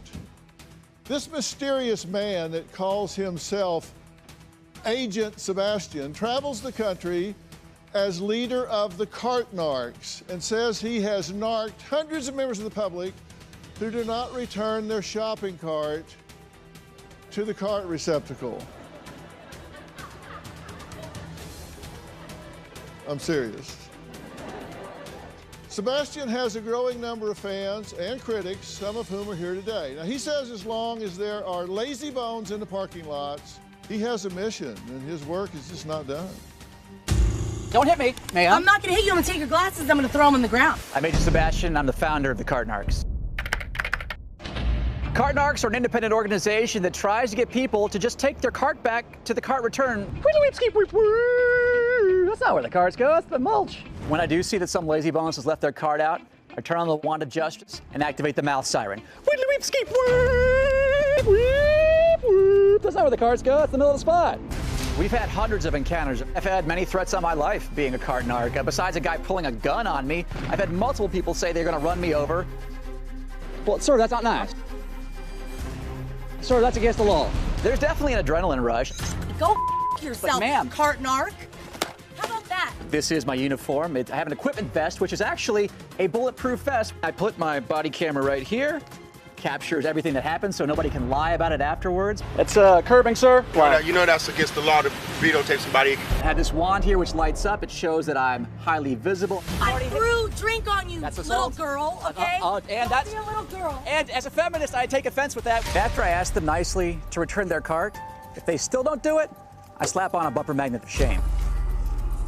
Where does it say that I have to do anything? That's but the what thing, I it's did? politeness. That's great. Keep picking them up. Think about somebody besides yourself. Our videos get millions and millions of views. This is because I think it's a common pet peeve. Is your disability lazy bonesitis? And who the are you? Well, lazy bonesitis? How about colitis? People say you're bullying and harassing people. That's simply not true.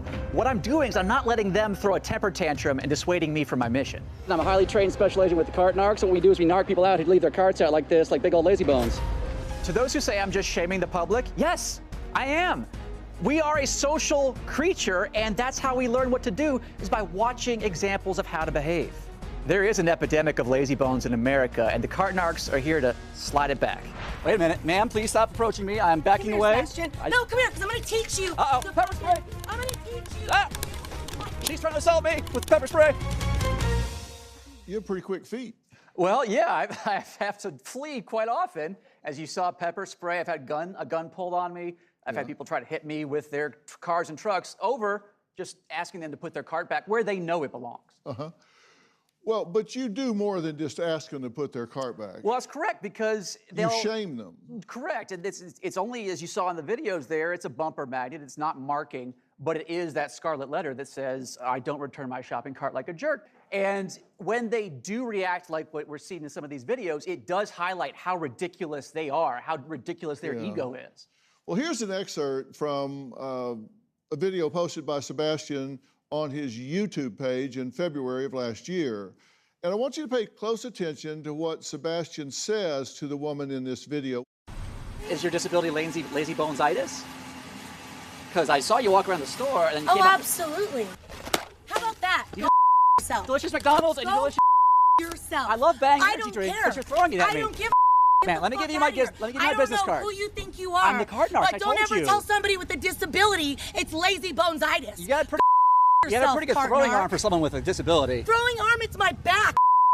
You gotta use your back to throw. Would you like my business card or not? How about that? So how- Why do you harass people? Not harass. Agent I'm Sebastian. saving the next person with a real disability who might have With a real disability? Who might have like, you know, Don't ever insult somebody and tell them they don't have a real disability, Sebastian. Yeah, I'm in a hurry to go home to my autistic daughter, who also has a disability. Yeah, I'm sure you have an autistic daughter. I'm not trying to And I don't think she wants her mother to be like this. If I had to, you probably could be a better role model for her, quite frankly. No, Sebastian. Yes, I am. You're a piece of Ma'am, I didn't throw anything at somebody. Sebastian, you're not inside my body, so don't ever insult nobody. I doubt many By people are telling getting your body anytime soon.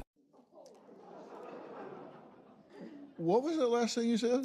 She said, you're not inside my body, and I said, I doubt anybody would really want to get your body anytime soon.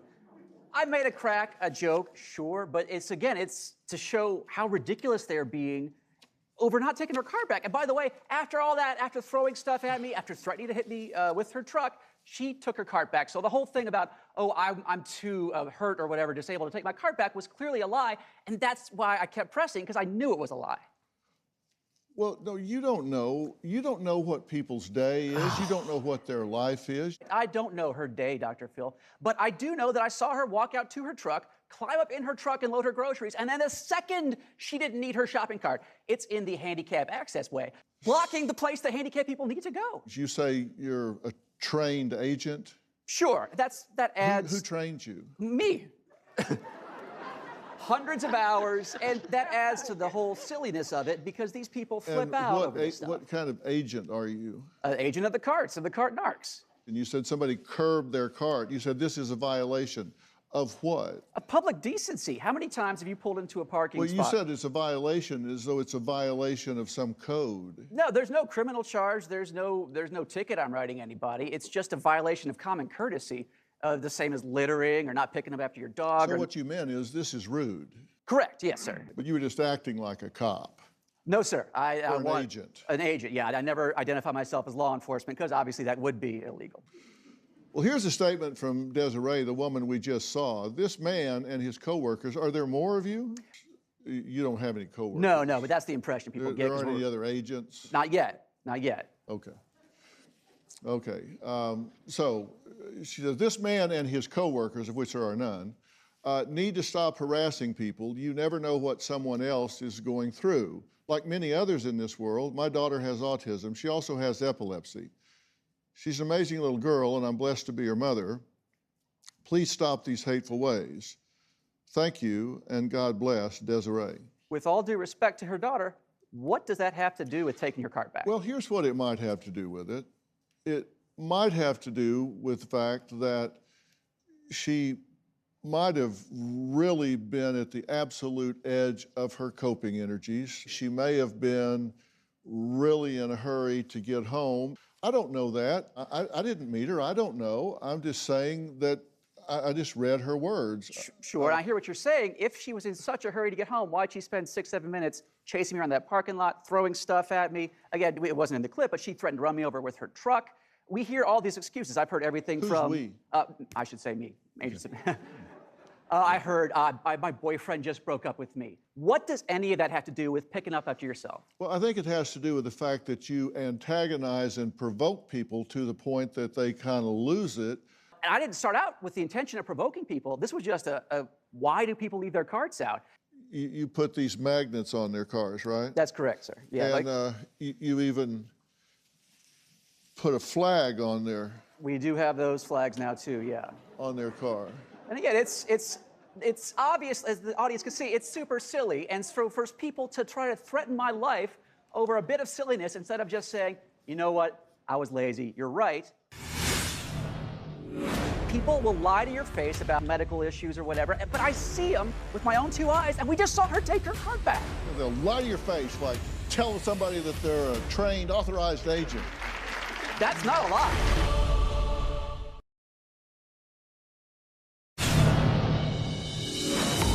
People are getting more selfish. They're trapped in their own little fog, their own little bubble where only they matter. And now we have these mobility scooters everywhere, which are great, but from what I've seen, most people don't actually need them. They're just fat. Agent Sebastian runs a YouTube page called Cartnarks. And there are hundreds of videos on there. Some of them are explosive videos of him chastising shoppers in parking lots who don't return their shopping carts. You say you're not doing this to antagonize. Which videos get the most views? Well, they are the ones where people flip out the most. And because I think people agree with the pet peeve that we're highlighting here, and they also see these people acting like babies. These people are throwing adult temper tantrums. How do the stores feel about you out doing this? We get a lot of positive messages from people who work at the stores. You keep saying we. You're right. Yeah. I need to stop that. And you understand we've just been through a global pandemic, right? And people have been in quarantine for over a year, and you roll your eyes at this. You're trained as an engineer, right? Yes, sir, chemical and biomedical. Okay, yeah. And you understand that right now we have the highest incidence of depression, anxiety, and stress levels that we've ever seen right now. I believe that. So people are on edge, and probably the best way to deal with that and nurture those people is not to throw a camera in their face and antagonize them. See, this is the problem, and this is what we hear. We always hear 1,000 different reasons other than, I just didn't want to pick up after myself. If you could do that, you could do it that way, but then you wouldn't get the clickbait that you have on your channel if they weren't chasing you down with pepper spray. Right, and again, I didn't start out doing this knowing what these reactions would be. People bring that up too, like, oh, you're just doing it for the views or whatever. Started with 0 views and 0 subscribers, but it's the message is something that people resonate with. None of that has anything to do with putting a cart away. That just has to do with publicly shaming someone that's less advantaged than perhaps yourself. There was one woman that said she had one knee, and you said, I don't believe that because I saw you go in the store. Sure, I mean, can you look at someone and tell where they've had I can look and see what they did the 5 minutes before I talked to them. Well, here's that clip. You know, rich or poor, we don't keep score. All we want is there for to be lazy bones no more. And that's not doing it. Well, yeah, it's rolling away, huh? Oh, the curbing right in front of the Cartnarks too. That's too bad. There's a cart return right over there if you want it. There's a cart return right over. No, that's your cart, not mine. Now, who are you? I'm Agent Sebastian with the Cartnarks, like it says on my chest in bold, powerful letters. Oh, what'd you buy? Okay, so then do you think you get to make it harder for the next person to park? Here come the, okay, let's bring them on. I'm a nice guy. I'm helping out the community, actually. I have one knee. I want your card. Okay, I got one for you. But yeah, so did you have one knee when you walked into the store too, or did you lose it on the way in? Wow. So Dr. Phil, we just saw her kick her cart up on the curb. We just saw her yell at me and then try to deflect with, I spent $300, like that has anything to do with anything. And then what happened magically when I called her out? She walked the cart back all the way. People will lie to your face about, and they'll try to throw up these things like medical issues or whatever, but I see them with my own two eyes, and we just saw her take her cart back. You know, they'll lie to your face, like tell somebody that they're a trained, authorized agent and that they're in violation. That's not a lie. What is it like coming face to face with Sebastian in a parking lot and having the whole ordeal shared on the internet for the world to see? Well, my next guest knows exactly what it feels like, and he ain't happy about it. We'll talk about that next.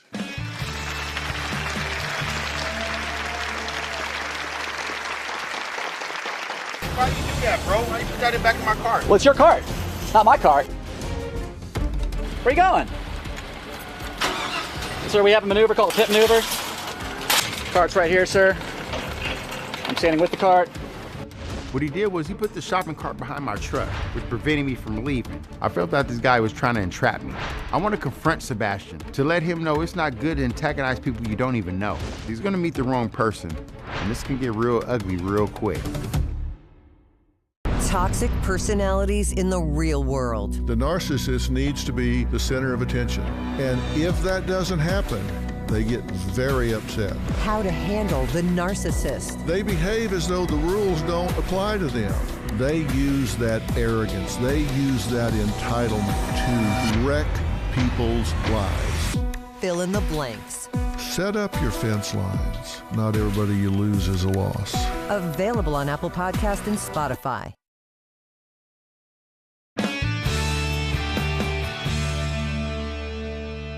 My next guest says that this is all just a bunch of crap and that Agent Sebastian's sole aim is to humiliate and rile up innocent people going about their daily business. Take a look. Whoop, whoop, skitty, whoop, whoop, whoop, whoop. Cart narcs here. Last December, I was out running some errands and I was approached by cart narcs. That's curbing, sir. Yeah, with cart narcs, that's just curbing. It's a violation here. We'd like for you to take the cart back to the corral over that way if you could. Where are you going? Sir, we have a maneuver called a pit maneuver. Cart's right here, sir. I'm standing with the cart. It's your cart, sir. Why do you do that, bro? Why you put that in back of my cart? Well, it's your cart, not my cart.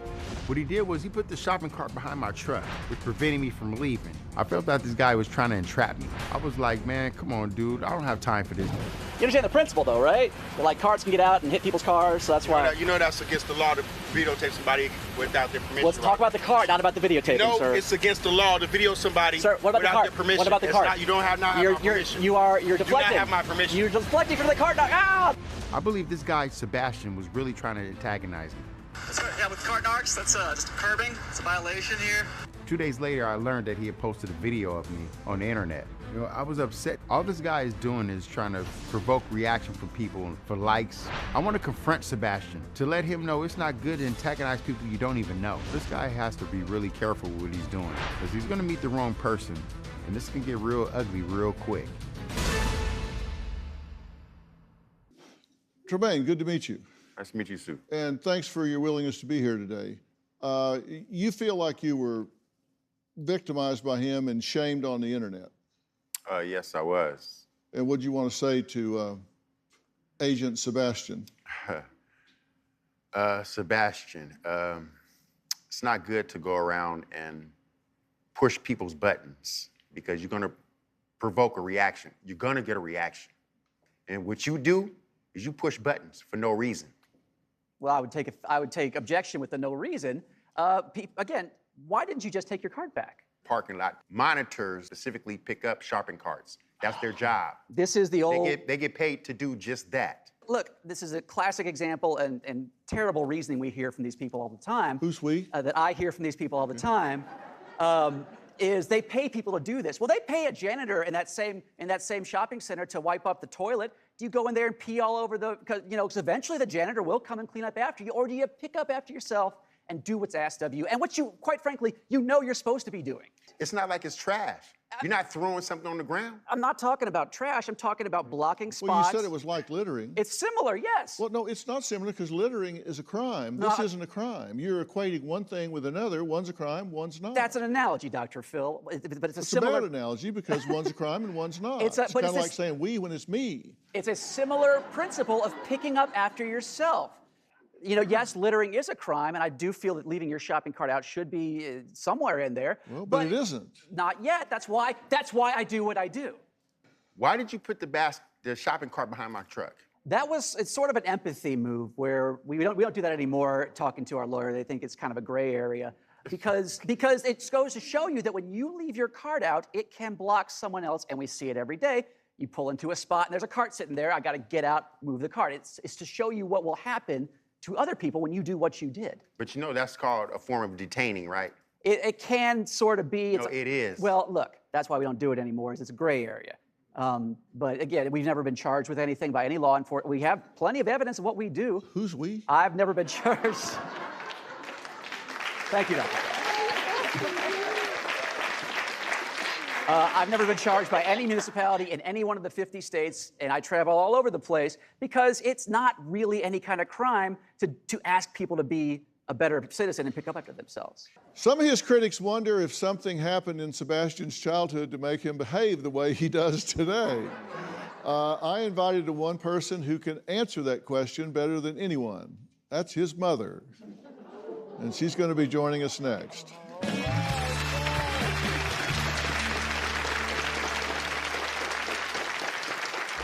So I'm very proud of Sebastian for coming up with this creative idea. And who the are you? I'm the cart narcs. Okay, well, you can cart narc, go yourself. That's assault. You know what they say in show business, at least they're talking about him.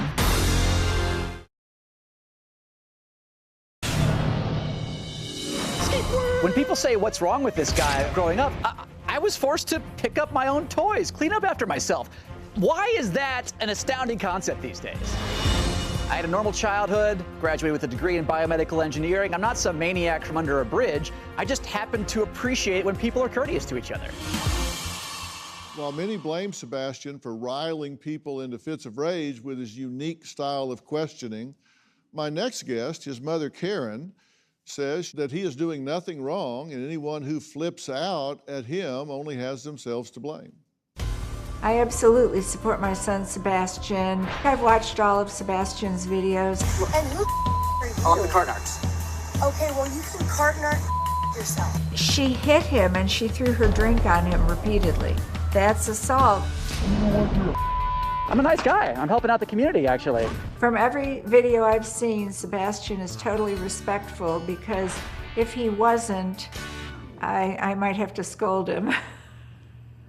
I saw one video where a man in a truck pulled his gun on Sebastian. I understand why people get angry because after all, they've been caught doing something they know is wrong. I grew up in the 50s and 60s when the show Candid Camera was highly popular, and that show would set up pranks that normally embarrassed people. So this sort of entertainment is nothing new. Sebastian does cause controversy with his videos, but I'm very proud of Sebastian for coming up with this creative idea and having the bravery to actually go out and do it. You know what they say in show business, at least they're talking about him.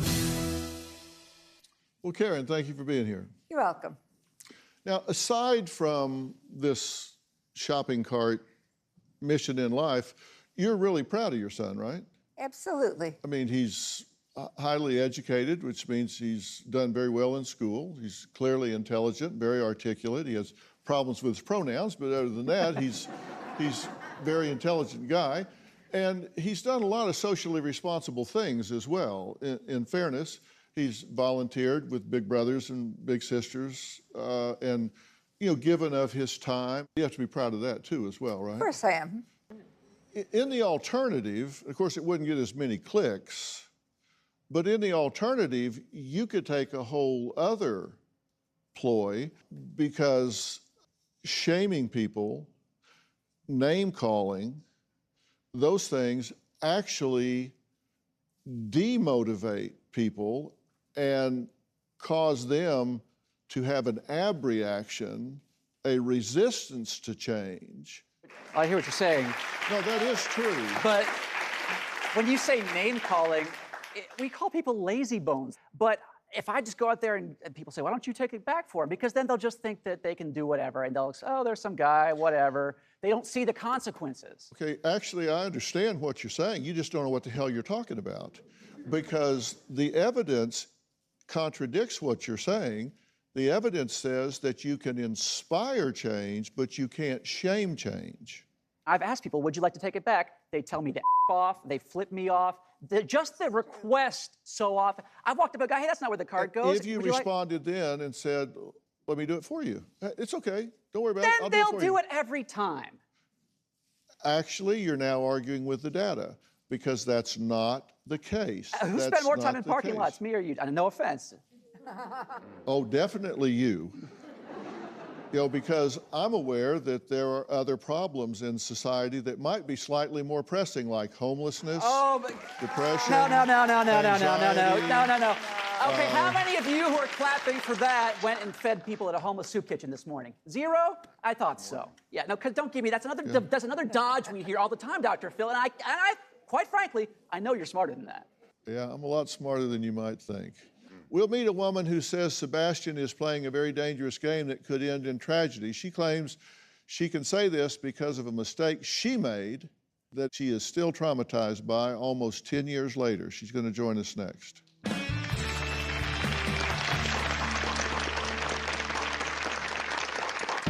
The hospital staff is reeling from the shock death of one of the nurses. Oh, hello there. Could I please speak to Kate, please, my granddaughter? The Australian DJs responsible for the prank call, they were still bragging about it this week. The prank call absolutely ruined my life. Sebastian, I'm not sure if you're trying to be famous or infamous. If you're going to prank someone, the joke should be on you.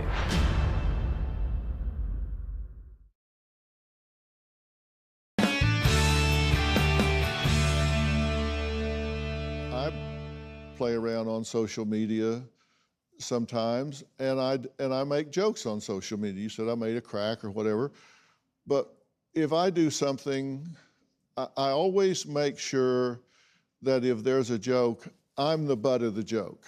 Let me give you an example. This is something I put up that got millions of views. It's just like 8 seconds.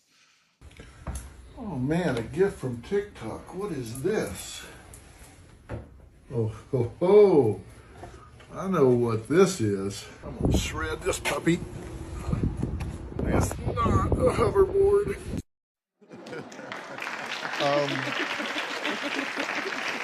Just a little 8-second joke about it wasn't a hoverboard, and so it got 5 million views. I appreciate what you're saying, Dr. Phil, but first off, I didn't know that was a rule, and that was very funny, by the way. But I didn't know that was a rule. I didn't know it was a rule that you can't make a joke about anybody else. I didn't know that. That's news to me. Well, if it's humiliating someone, then you didn't enjoy that. My next guest people don't enjoy being called out. Absolutely. Sorry to interrupt. My next guest is a radio host who used to love engaging the public and pulling the occasional prank on them. That was until one prank went wrong, and she says she's still reeling from it. Take a look. We turn to London, where it seems a joke phone call this week to the hospital where the Duchess of Cambridge was convalescing has now gone tragically wrong. The hospital staff is reeling from the shock death of one of the nurses. She had the bad fortune of picking up the phone and believing it was the Queen. Oh, hello there. Could I please speak to Kate, please, my granddaughter? Oh, yes, just hold on now. That's all Jacinta Saldana did. She answered the phone. The Australian DJs responsible for the prank call, they were still bragging about it this week. Can you believe what has happened today? You know what? They were the worst accents ever. Until they learned of Jacinta's death. Now they've been silenced. The prank call absolutely ruined my life. I lost everything. I've had people threaten to quit because they don't want to work with a murderer. I've been told to kill myself over 15,000 times. The grief overtook everything. You're tarnished for life. It's nearly 10 years and I still face these issues. The mistake that was made that day is the person on the other end of that line We didn't think about how she was feeling and what she was going through. And if you're going to prank someone, the joke should be on you, not on someone else. Well, joining us now virtually from the Gold Coast, Australia, please welcome Mel. I don't think you guys ever intended to get past the receptionist that answers the phone at the switchboard. You never intended to get past that, right? This was just going to be a 10, 15-second bit and move on, correct? It was going to be, how quickly can we be hung up on for our ridiculous accents? Sebastian, you don't know what these people are going through. What you're doing to these poor people is shaming them and humiliating them. And who cares about a cart that much that you're going to put someone's life on the risk with their mental health? It's ridiculous. Next, joining us is a man who says Sebastian isn't interested in social justice at all, but is hooked on humiliating people and translating that into cold, hard cash. We'll hear what he has to say when we come back.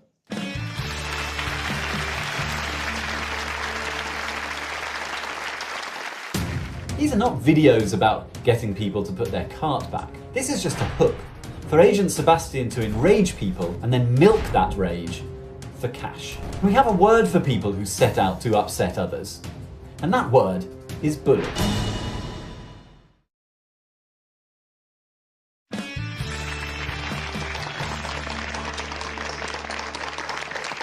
Sebastian travels the nation in a bulletproof vest, berating so-called lazy bones for not doing what he says is a common courtesy. His videos have gotten a lot of people talking, including my next guest, an academic in Israel who says common courtesy is the last thing Sebastian is interested in, and what he's doing is a smokescreen for antagonism and humiliation.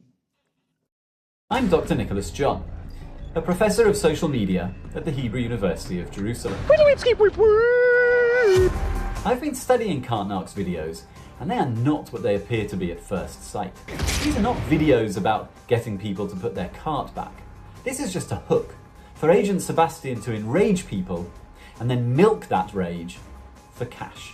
Get the away from me! Why are you being so angry? Now! The victims don't get upset because Agent Sebastian asks them to put their cart back. They get upset because he harasses them and abuses them. In one striking example, Agent Sebastian accuses a woman with a disabled placard of having lazy bonesitis. And I do have a handicap, actually. So just letting you know. But I get what you're saying. Is it lazy bonesitis? And when his victims try to leave, Agent Sebastian trolls them further by placing magnets on their car or calling them names, or sometimes physically blocking their car. Sebastian is not interested in social justice. The mission he has taken on is to upset people. And we have a word for people who set out to upset others, and that word is bully. Well, joining us virtually from Israel is Professor of Social Media at the Hebrew University of Jerusalem, Dr. Nicholas John. You think this is an exploitive cash play, essentially? Yes, I do. These videos simply aren't about getting people to put their shopping carts back. Social media rewards content producers who put online videos of people freaking out, getting very angry. Sebastian himself knows this, and he rage milks. He purposefully angers them, and their anger is converted into social media clicks and views. Now, Tremaine told my team that he would press charges against Sebastian if he knew he had a strong case against him, but does he? Now, I invited a leading social media lawyer to weigh in on this topic, and joining me now virtually from Miami, Florida, is president of the social media law firm Ethan Wall. Ethan, where are the boundaries? Where are the lines here on the social media front? The first thing that you mentioned, Tremaine, is something called harassment. And this actually may be a viable legal claim for you. Harassment occurs where someone's intention is to publicly embarrass or humiliate you. And here, Sebastian is taking these videos for what he claims is for removing carts, and maybe that's true. But there's also the intention to embarrass and humiliate you by putting you on camera. And Sebastian is making money off of your videos and your appearance. He's making money not only through YouTube ads because of all the people that are watching your video, but he's also selling merchandise, t-shirts, and those stickers that Dr. Phil showed. So one of the claims that you may have under California law is a civil or criminal claim for harassment. But the second one I also want to mention to you, there is a claim called false imprisonment that may have civil and criminal penalties. We stopped rolling people's cars behind people's cars for just that reason, and our merch goes to animal rescue charities. I make no money off of that. Doesn't matter where it goes. You're still receiving a legal benefit. You're receiving millions of views, hundreds of thousands of followers, and all that does have value to you, whether you go to charity or not. So at the end of the day, you can continue doing your channel, but just know that people out there like Tremaine are being legally harmed, and there could be penalties for doing so. Next, can the stress of being publicly shamed online make you seriously ill? We're going to move on from this topic, and we're going to talk about stress in general. My next guest wrote a book about it. We'll be talking about that next.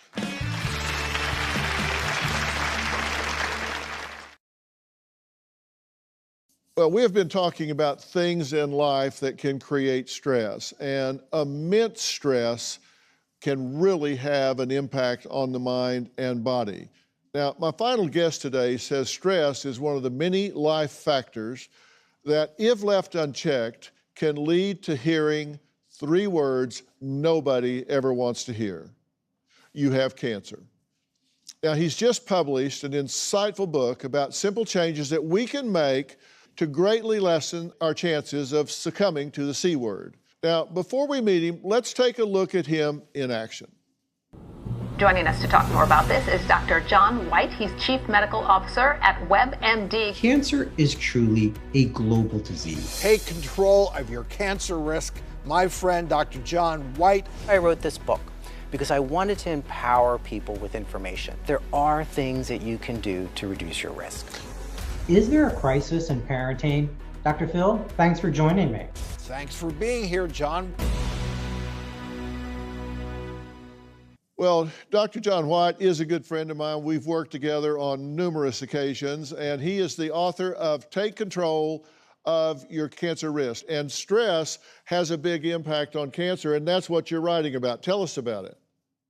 And you're absolutely right, Dr. Phil. There is a mind-body connection. We've known about it for thousands of years, but we haven't done much about it.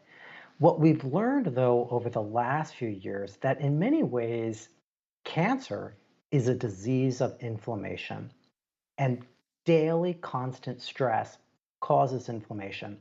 So we really have to take control of our stress if we want to take control of our cancer risk. You say daily stress can be cancerous, just straight up, that it encourages inflammation, that cancer is a disease of inflammation, and it makes you prone to more infections. And bottom line, you said that we need to learn to practice forgiveness and gratitude. Tell me why that's so important. The way that you reduce stress is you need to focus on you. Too often we focus on what other people do and how they impact our lives, and we can't control that. You can control what you can do. So it's about forgiveness. And you say sleep is also very important. Talk about that a little bit. You know, sleep is about quantity and quality. So we talk about typically 7 to 9 hours a night of sleep. But, you know, we all have these trackers that we're using. So it's also about getting quality sleep. Now, there are 2 things you talked about with regard to sleep, and that's the temperature at which we have the room we sleep in, and the other is wearing socks in bed. So talk about those 2 things, because I think people are going to find this interesting. And they are connected. So you want to keep your room where you sleep dark, quiet, that makes sense, but you also want to keep it cool, typically around 68 to 70 degrees. That's the temperature you want. And if you're having fights over it, what I tell people is try wearing some socks to bed. And that may sound crazy, but there's actually studies have shown that when you wear socks, it actually causes the blood vessels in your feet to dilate, to get bigger. And what that does is that makes heat come out of your body, and that lowers your core body temperature. So put that thermostat at 68 degrees, Dr. Phil, and put on some socks, and you might sleep better. I like that. And Dr. White, I'm so glad you wrote this book. Thank you for talking about it. Thank you for writing the book. And thank you, Dr. Phil. So I want to thank all of my guests today. A special thanks to Dr. John White in Washington, D.C., whose new book, Take Control of Your Cancer Risk, is out now. It really is a remarkable read that will undoubtedly save lives. Dr. White has very kindly arranged for everyone in the studio audience to go home with a copy. And everyone in our virtual audience will receive an ebook. So our virtual audience is handled too. I invite everyone to tell a friend about this book, because knowledge is power, and knowledge like this can be the difference between life and death. For more information about today's episode, or if you'd like to share your story, log on to drphil.com. You can also follow me on all of my social media platforms. And don't forget to subscribe to the new season of my podcast, Fill in the Blanks. I'm launching a new mental health series called Toxic Personalities in the Real World.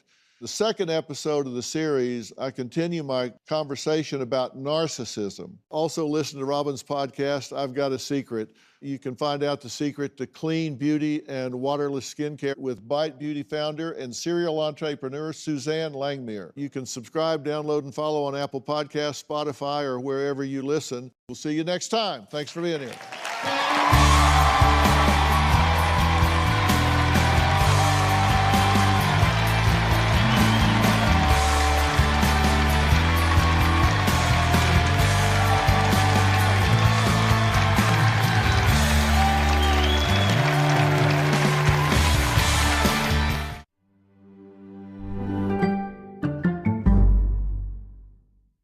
Today on Dr. Phil, a missing child.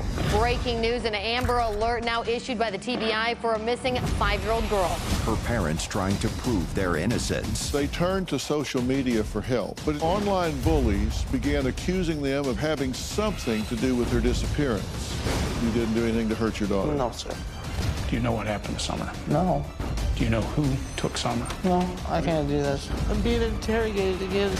There's nothing more to remember. We did see some interesting body language. But I want to go home. It has been almost 4 months since 5-year-old Summer went missing from her home in rural Tennessee on June 15th. Her parents, Don and Candace, say they believe someone came through a wooded trail near their house and grabbed Summer. Don says that he fears his little girl is dead. Yet Candace says that she just must remain hopeful. Take a look. Breaking news, an Amber Alert now issued by the TBI for a missing 5-year-old girl. The search continues for Summer Wells from Rogersville. Wells is roughly 3 feet tall, weighing 40 pounds with blonde hair and blue eyes. She was last seen wearing gray pants and a pink shirt. Now, she was reportedly last seen outside of her home in the area of Ben Hill Road and Beach Creek Road.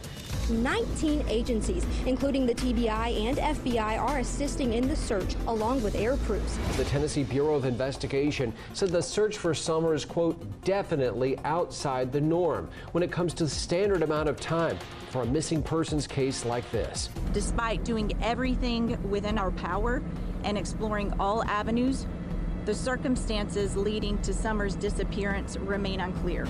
We continue to hold out hope that Summer will be found safe. We will not quit until we find Summer Wells.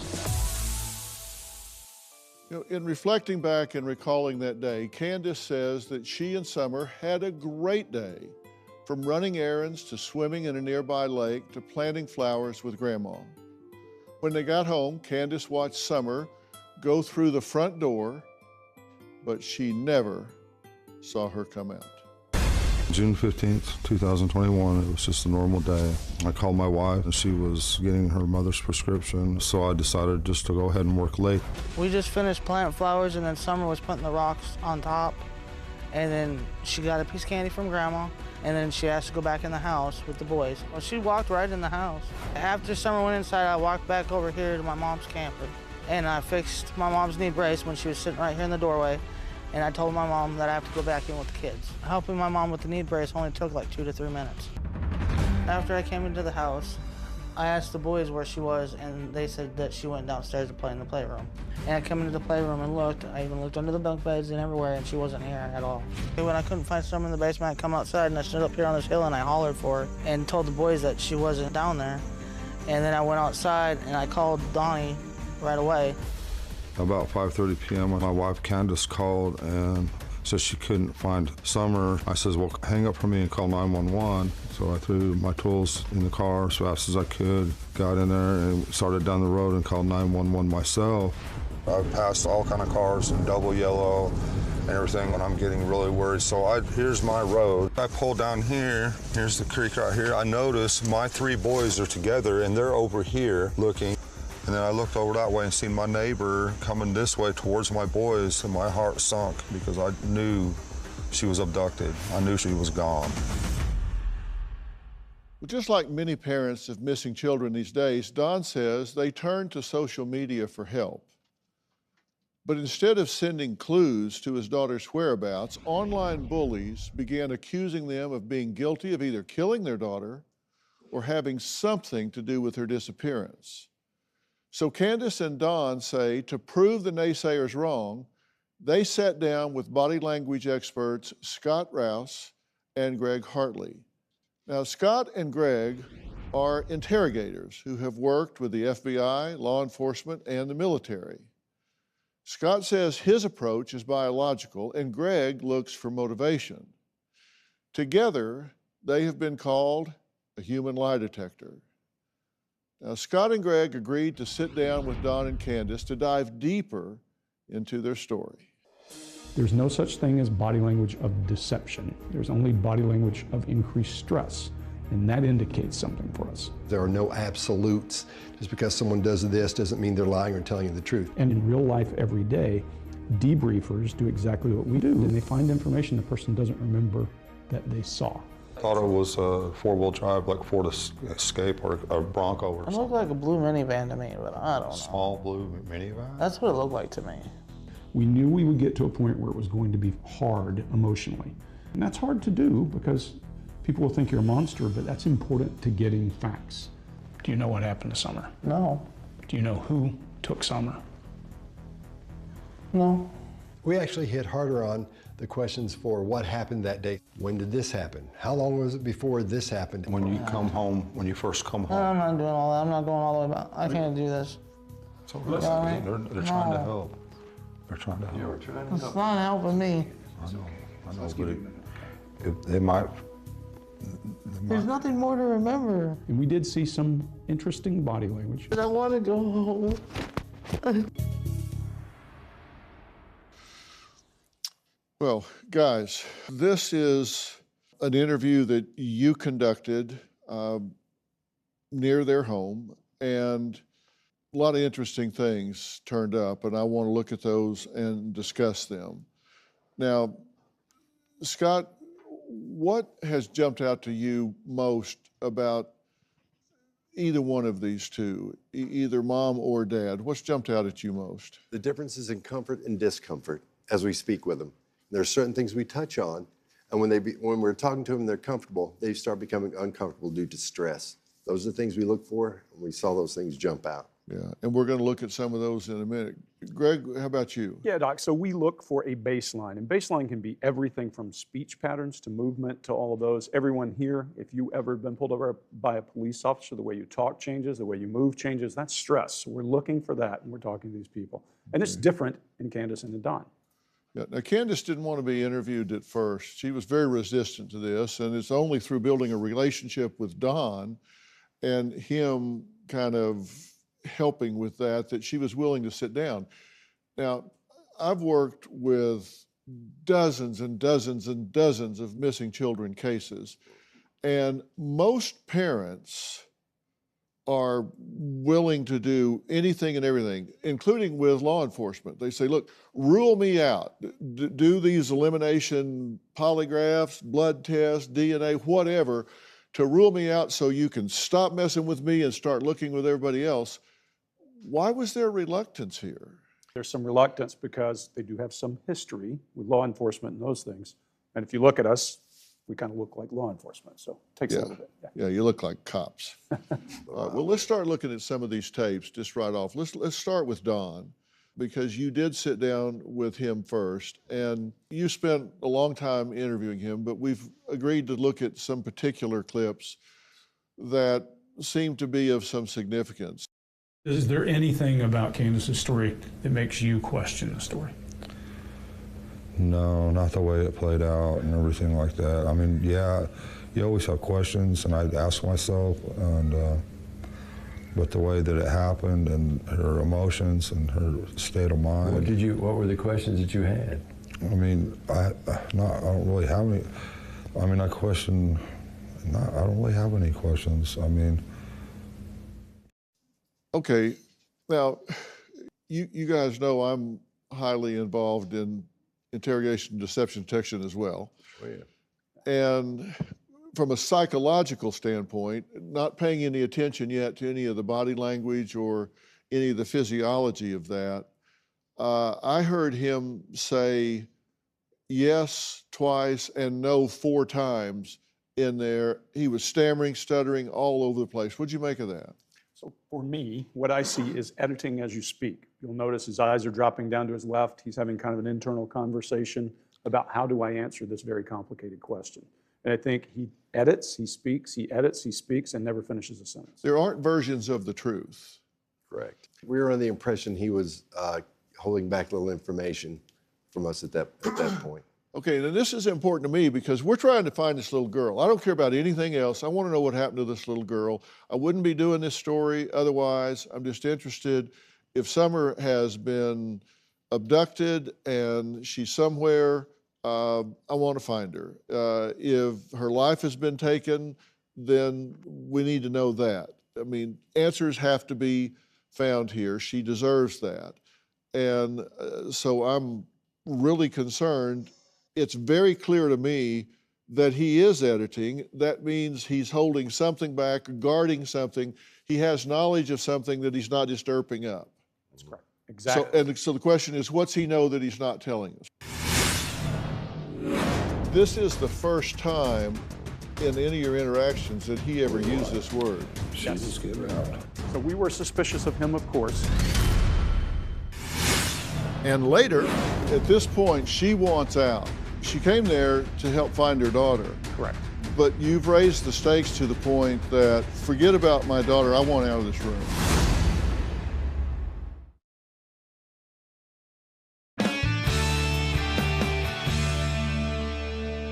Okay, let's take a look at this next tape here. And this is just kind of a follow-up, a redirect on some of the things that he had to say. Let's look at this. So what do you say to somebody who says, no, you're involved, your family's involved? How do you respond to that? Well, for 3 months, I spent on the phone for 3 months. I accepted every friend request there was. People want, well, I'm your friend, we can work for you. And, you know, for 3 months, I stayed on the phone day and night trying to find my baby because I figured Facebook's the best tool possible to help find her. And but there's this group on Facebook combating us the whole time, and we don't know who this group is or what they're up to. Okay, now was he redirecting here, or was he just concretely answering a question? Yeah, so I'll let Scott answer last because he discovered this. When you ask this guy this question, what I was saying is, how do you respond to people who say you did this? Well, I expected, well, no, I didn't. But he doesn't. He goes on to talk about Facebook. In usual interrogations, we assume that is deceptive and avoiding. When Greg asked him how he responded to that, he's talking about responding to people on Facebook. He's talking about responding to people on YouTube. He's had a whole lot of flack come from that direction. So I understood that he didn't see it as when an investigator asks you that question or when I ask you that question. He said, in other words, he took it as when social media asks you that question, how do you respond to them? That was his Meaning impression. physically, how do you do it?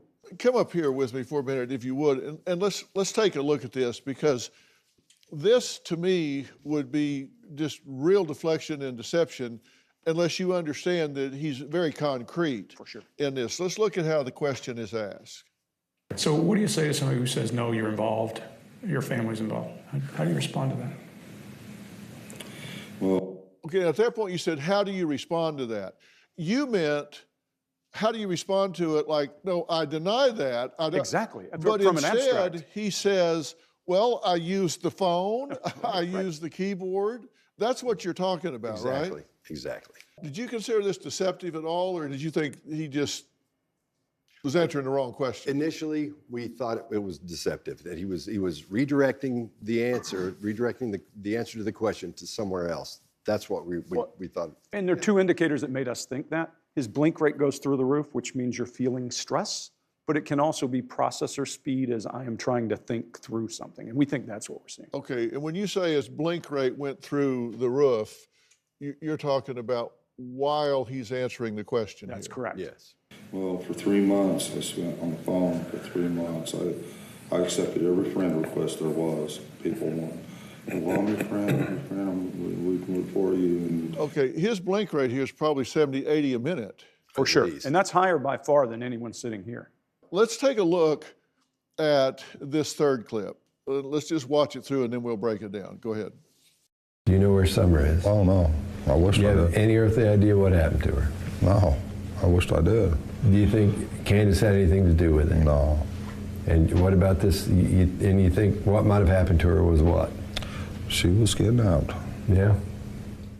When he says kidnapped, I associate kidnapping, because of my background, with trading the person back for something.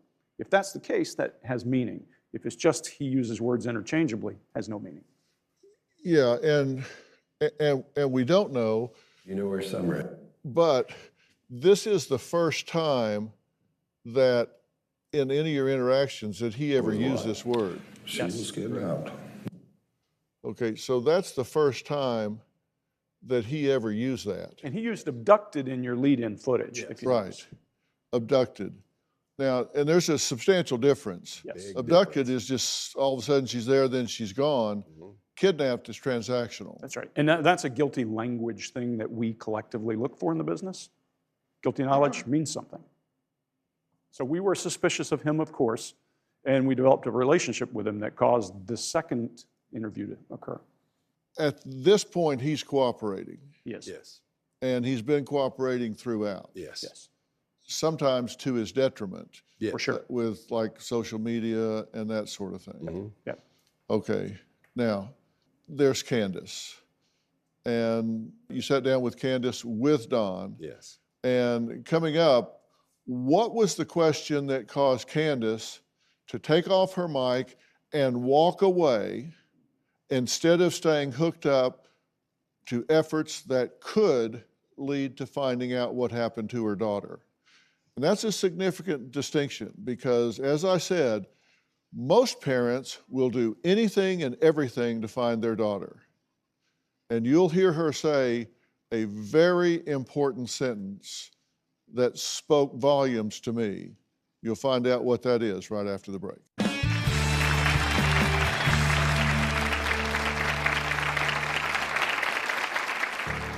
What do you think should happen to somebody that did this? They should be put away for the rest of their lives. Did you do anything to Summer? No. Do you know what happened to Summer?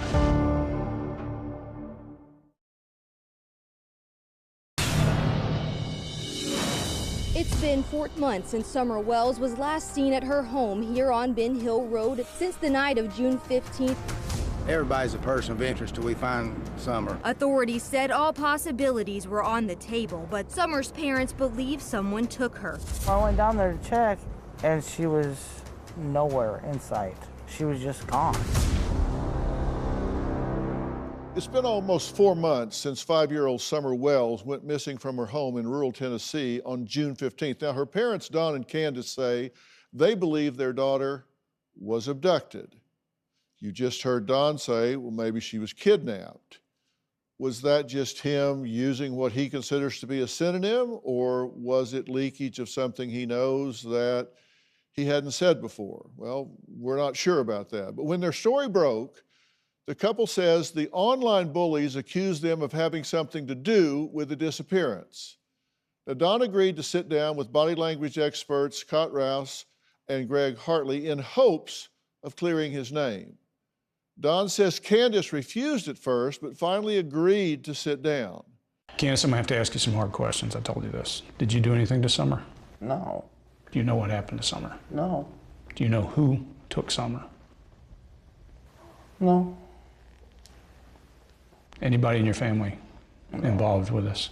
Not that I'm aware of, no. And you know, people are always gonna point their fingers to people closest to somebody. It's just the nature of how it goes. What do you got to say to those people? I don't know what to say, but they're wrong. Why are they wrong? Because I had nothing to do with this. Okay, what jumped out at you here? Immediately, when she said no for the third time, it was quiet. It's a whisper. Okay, there's a distinct difference here qualitatively. Yes. No. Do you know what happened to Summer? No. Do you know who took Summer? Okay, that time, nothing came out of her mouth. Right. So, first question. I told you this. Did you do anything to Summer? No. Do you know? Okay, did you do anything to Summer? No. Demonstrative, no. Yep. What happened to Summer? No. Do you know? You know, what happened to Summer? Almost identical answer. Yeah, same qualitative answer. Who took Summer? All right. Do you know who took Summer? Right. Head shakes no still. The voice doesn't even say anything. A silent no comes out, and then she adjusts. We call that fading facts. Okay. Then she gets out a weak no. No. You hear strong no's to the first two questions. Correct. But then when you say, do you know? Right. It's like, no. Yeah. So what do you make of that? So I immediately wanted to go further and push a little harder. And I will say, when you do what we do for a living, sometimes people cry and you force them to cry. So this immediately caused the next question. Okay, well, let's take a look at the next tape. Is there any reason anyone near you would want to hurt you or your kids? Not that I'm aware of. What do you think should happen to somebody that did this? To the person that did this, what do you think should happen to them? They should be put away for the rest of their lives. I mean, they should be tormented, I think. Out of the gate, if I ask you what happened to Jordan, he was missing. Or what should happen to that person, don't answer it because I know it would be bad. You wouldn't say, it wouldn't be a pause there. You wouldn't say put him away for a long time, they should go away forever. You would have a very extremely graphic answer to that. Exactly. Yeah, it wouldn't take me 5 seconds to think about it. Give me 10 seconds in a room alone with him, and we'll be through. If someone stole your dog, yeah, same answer. That's the answer. Yeah. Same answer. But here, what you get is very different. Here, what you get is a pause and then a response. The person that did this, what do you think should happen to them? Okay, now, you said, what do you think should happen to them? First thing she does is close her eyes. Yes. She's blocking. And we call that eye blocking or escaping. Right? Yes. We're getting away. And then there's a pause. Yep, she's thinking. Watch her respiration. Watch her breathing. You can't miss it. They should be put away for the rest of their lives. I mean, they should be tormented, I think. A lot here. We see her eyebrow go up there. She's not sure what she should say. Everything she's doing says I'm unsure and shouldn't be saying this. That's what we're seeing there. Yes, for sure. And then you'll notice if I ask you those same questions, your chin would jut. You would say that person needs to be put away for the rest of their life and tormented with no second guessing. The other thing you likely would not do is drift down into your right in an emotional state. We haven't seen a lot of emotion, but we see it here. Okay, but we're going to see emotion here in just a second. She's talked about her disappearance. She's talked about looking for her. She's looked at the bed she's not in. She's looked at trigger after trigger after trigger and not a tear. But then you ask about the cornbread mafia. Watch the side of her mouth start dragging down.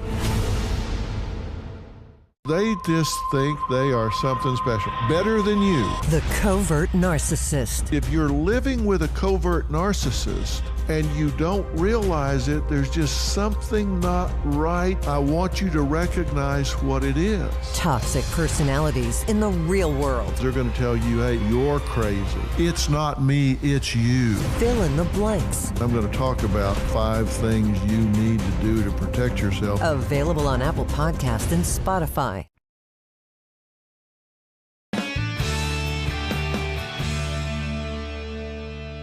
Since the night of June 15th, there are still no answers as to where Candace and Dawn's 5-year-old daughter, Summer, could be. Now, I'm here with body language experts Scott Rouse and Greg Hartley, dissecting their interrogation with Summer's parents. All right, let's see this one. The guys who run organized crime around you worried about them at all? Oh, they question him, and he has an alibi, you know, but, you know. What about those fellows that live around there in the cornbread mafia? Cornbread mafia. That's what we call them where we live. I have no idea. I've heard about some hillbilly mafia type stuff and everything, you know, and all these different boys. We've tried to steer clear from all these. This is words up there. I've tried to steer clear from all these people just as much as possible. And I think they've kind of seen us as targets because they have come up and stole our stuff. They come up in my shed and stole all my mechanic tools at one time. You know, when they knew we were gone. They knew me and her were together. Just hang on. Have you guys put any kind of security or anything on your place? No, we don't have any kind of security.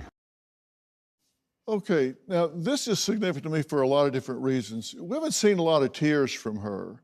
She's talked about Summer, she's talked about her disappearance, she's talked about looking for her, she's talked about her being gone, she's gone down into her room where she lives, she's picked up her toys, she's held her toys, she's looked at the bed she's not in, she's looked at trigger after trigger after trigger after trigger after trigger, and not a tear.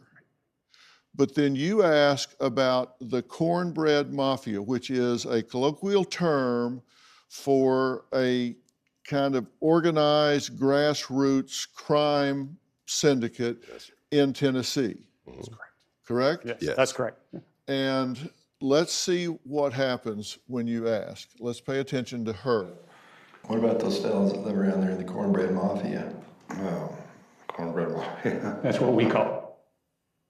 So we started by trying to give her a little space with organized crime. Yeah. And so Greg brings up organized crime, doesn't register anything with her. As soon as I say cornbread mafia, we'll watch this side of her mouth start dragging down. Mm-hmm. Because that's when the emotion hits. Cornbread mafia. That's what we call it. Yeah, right there is when you say it. I have no idea. I've heard about some hillbilly mafia type stuff and everything, you know, and all these different boys. We've tried to steer clear from all these. This is words up there. I've tried to steer clear. We call this insulating and running. She insulates, she starts crying, so we can't get to her. In other words, psychologically, we can't speak to her.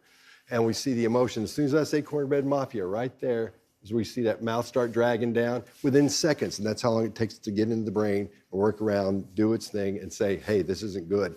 And it shows emotions coming from this that most likely shouldn't be there, which of course we'll discuss later. I will also say, are the tears real? Absolutely, because you can't fake a snotty nose, just to use regular old terms. And what we know is that she is feeling pain, she is feeling emotion here that we didn't see any other place in the story. So this but feels we don't know what it is. That's it right. Could be fear. That's right. It could be guilt. It could be fear and guilt. It could be any number of things. We can't read minds, we read symptoms, as you say all the time. We read symptoms, but those are pretty clear symptoms. Yeah. Clear from all these people, just as much as possible. And I think they've kind of seen us as targets because they have come up and stole our stuff. They come up in my shed and stole all of my mechanic tools at one time. You know, when they knew we were gone. They knew me and her were together. Okay, at this point, she wants out. She came there to help find her daughter. Correct. But you've raised the stakes to the point that, forget about my daughter, I want out of this room. It's all about me at that point. I can't do this. Well, listen, they're trying to help. They're trying to help. Yeah, we're trying to help. It's not helping me. It's okay, Candace. Let's give you a minute, okay? They're trying to help, so they're not helping me. That's right. That made us They're go not after. helping me. If she had said, well, how's this going to help Summer? Our response would have been different, but that took us down the path. That's when they're not helping me.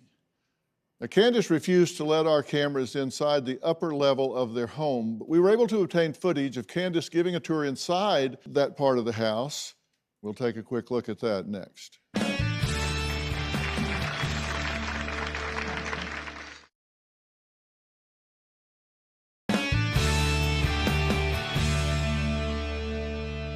Now, I want to take another clip from their interview with Don and Candace, and let's take a look at just the entire clip, and then we'll talk about it a little bit.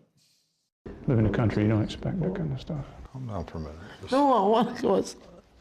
These are tough questions.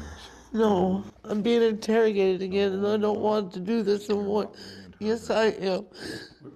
We'll stop. I want you to feel comfortable. No, I want out, and I want to go home. Calm down. I don't want Okay.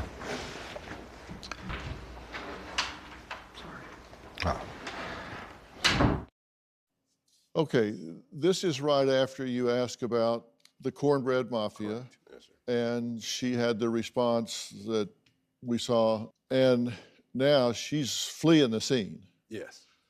So she starts, even before she flees the scene, by doing something that we refer to as the trancer in our true crime workshop, and that's making herself unavailable. Whether it's doing this or emotional or something you escape, she's already escaped. It's just a matter of getting out of that wire.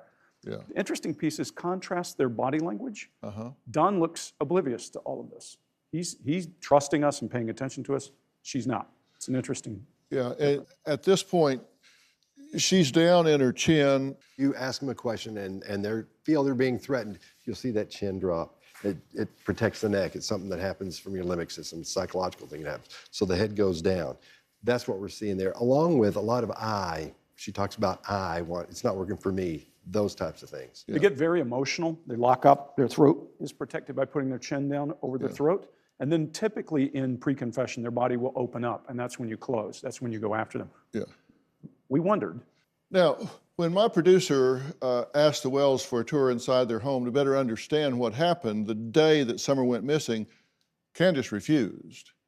Then she changed her mind and led us into the basement, but only after they had time to clean it. But a month after Summer went missing, Candace did invite podcaster Chris Madonna of the interview room for a home tour. Let's take a look at a little bit of that.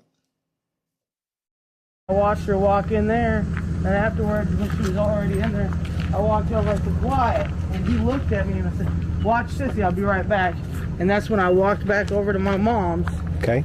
And I was fixing her brace and stuff like that. And I said, well, Mom, I got to go back over with the kids. And that's when I come back up into the house. Okay. With the boys. Okay. Not that. You walked into the house. I walked into here.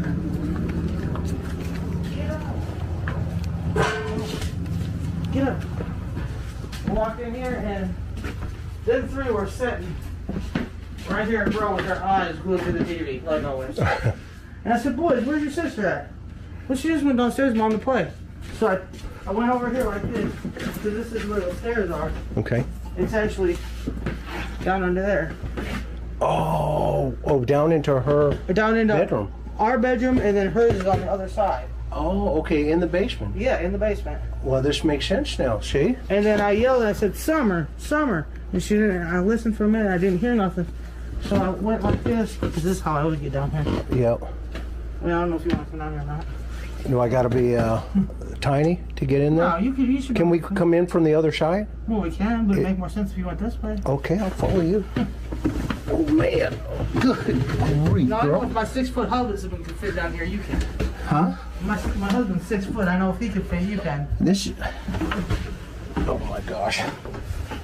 Way to go. This is my husband's room. Okay. And over here, well, it's a mess again. That's all right. But this is where Summer and little Waylon was. In the interview, you ask if someone had, there's a door to her room downstairs. It's a basement room, but there's an outside door. Correct. You asked, could you hear if someone had opened that door? She said, yes, you can clearly. Okay, so we have footage of her opening that door. Let's take a quick look at the door. I don't recall if this was locked or not. I don't recall that. Okay. But I know, it's hard on me. But I know I did come out here and I said, Summer, because sometimes she'll sit right here. There was a tiny squeak to the door, and that was it. That was all. You couldn't hear that up those stairs, through that cubby hole, and around through that cluttered room with the television on? No. That's inconsistent with everything I'm seeing. Because everything I'm seeing does not tell me that I have a hypervigilant mom on my hands here. Agreed. It just doesn't add up to me.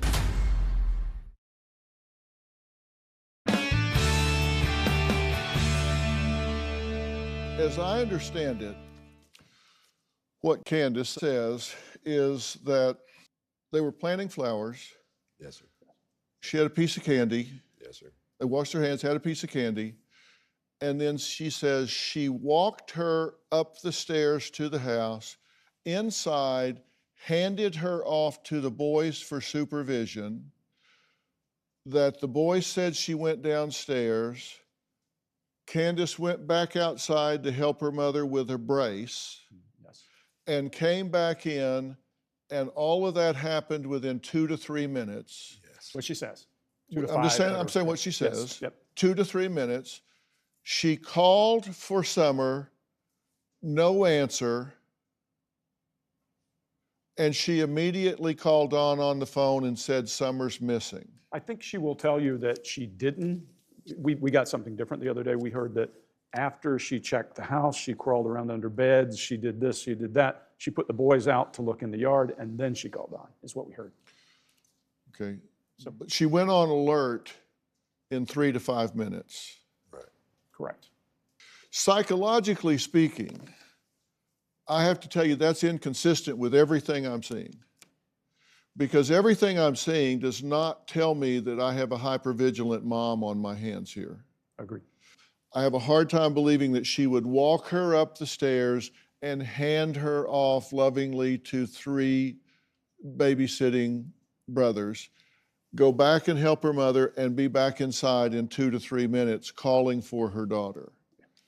Just timeline doesn't work right. I don't believe she could get out there and back in 2 to 3 minutes. I don't believe she called for her in 2 to 3 minutes and went on alert in under 5 minutes and started a search.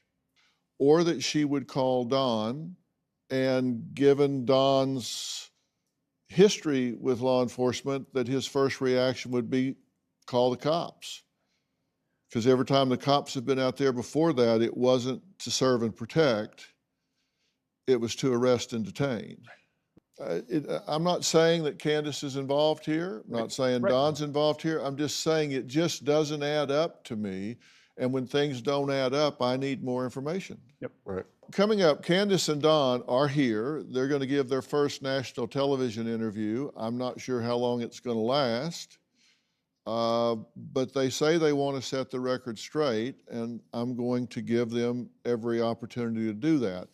When they come out, I'm going to ask you two to sit down here so you can observe them while I speak with them, and I'm going to see what we can learn. My goal here is to see if there's something we can find out. Maybe it's something that they have guilty knowledge of. Maybe it's something they know that they don't know. They're not aware that they know something that might be meaningful. They may know something they don't know is important. We're going to find all of this out when we meet them next.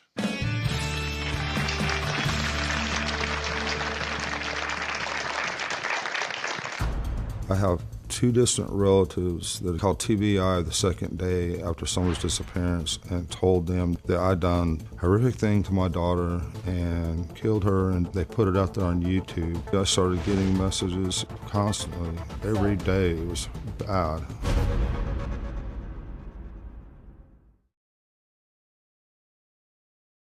Well, we're out of time for today. Tomorrow, the parents of 5-year-old Summer Wells sit down with me for their first national television interview. Candace has been reluctant to talk with me. She walked off during her interview with Scott and Greg. Will she stay and talk about Summer, or will she walk off from this stage? I have some very important questions to ask her. Here's a preview. Next time, the disappearance of Summer Wells. What do you think happened? I have no idea what happened. What do her parents know? You took your daughter in the house and you never saw her come out. She just was gone. But she didn't just vaporize. Someone had to take her out of that house. In her mind, she's being interrogated. That's not interrogating you. We're trying to help you find your daughter. That's next time. You don't want to miss tomorrow when I look her in the eye and ask her some very important questions. Plus, Scott and Greg reveal their theory of what happened to Summer. That's all tomorrow. Now, before we go, I want to put up this phone number, because if you have any information on Summer's whereabouts, please call the Tennessee Bureau of Investigation at 1-800-TBI-FIND. We'll have more information on drphil.com, and we'll be following this story and certainly hoping and praying for Summer's safe return. Now, I've launched a new mental health series called Toxic Personalities in the Real World. Find out what to look for and the tools you'll need when working with or being raised by a covert narcissist. Remember to subscribe and download and follow on Apple Podcasts, Spotify, or wherever you listen. Also, find out the secret to clean beauty and waterless skincare on Robin's podcast, I've Got a Secret, with Bite Beauty founder and serial entrepreneur Suzanne Langmuir. We'll see you next time.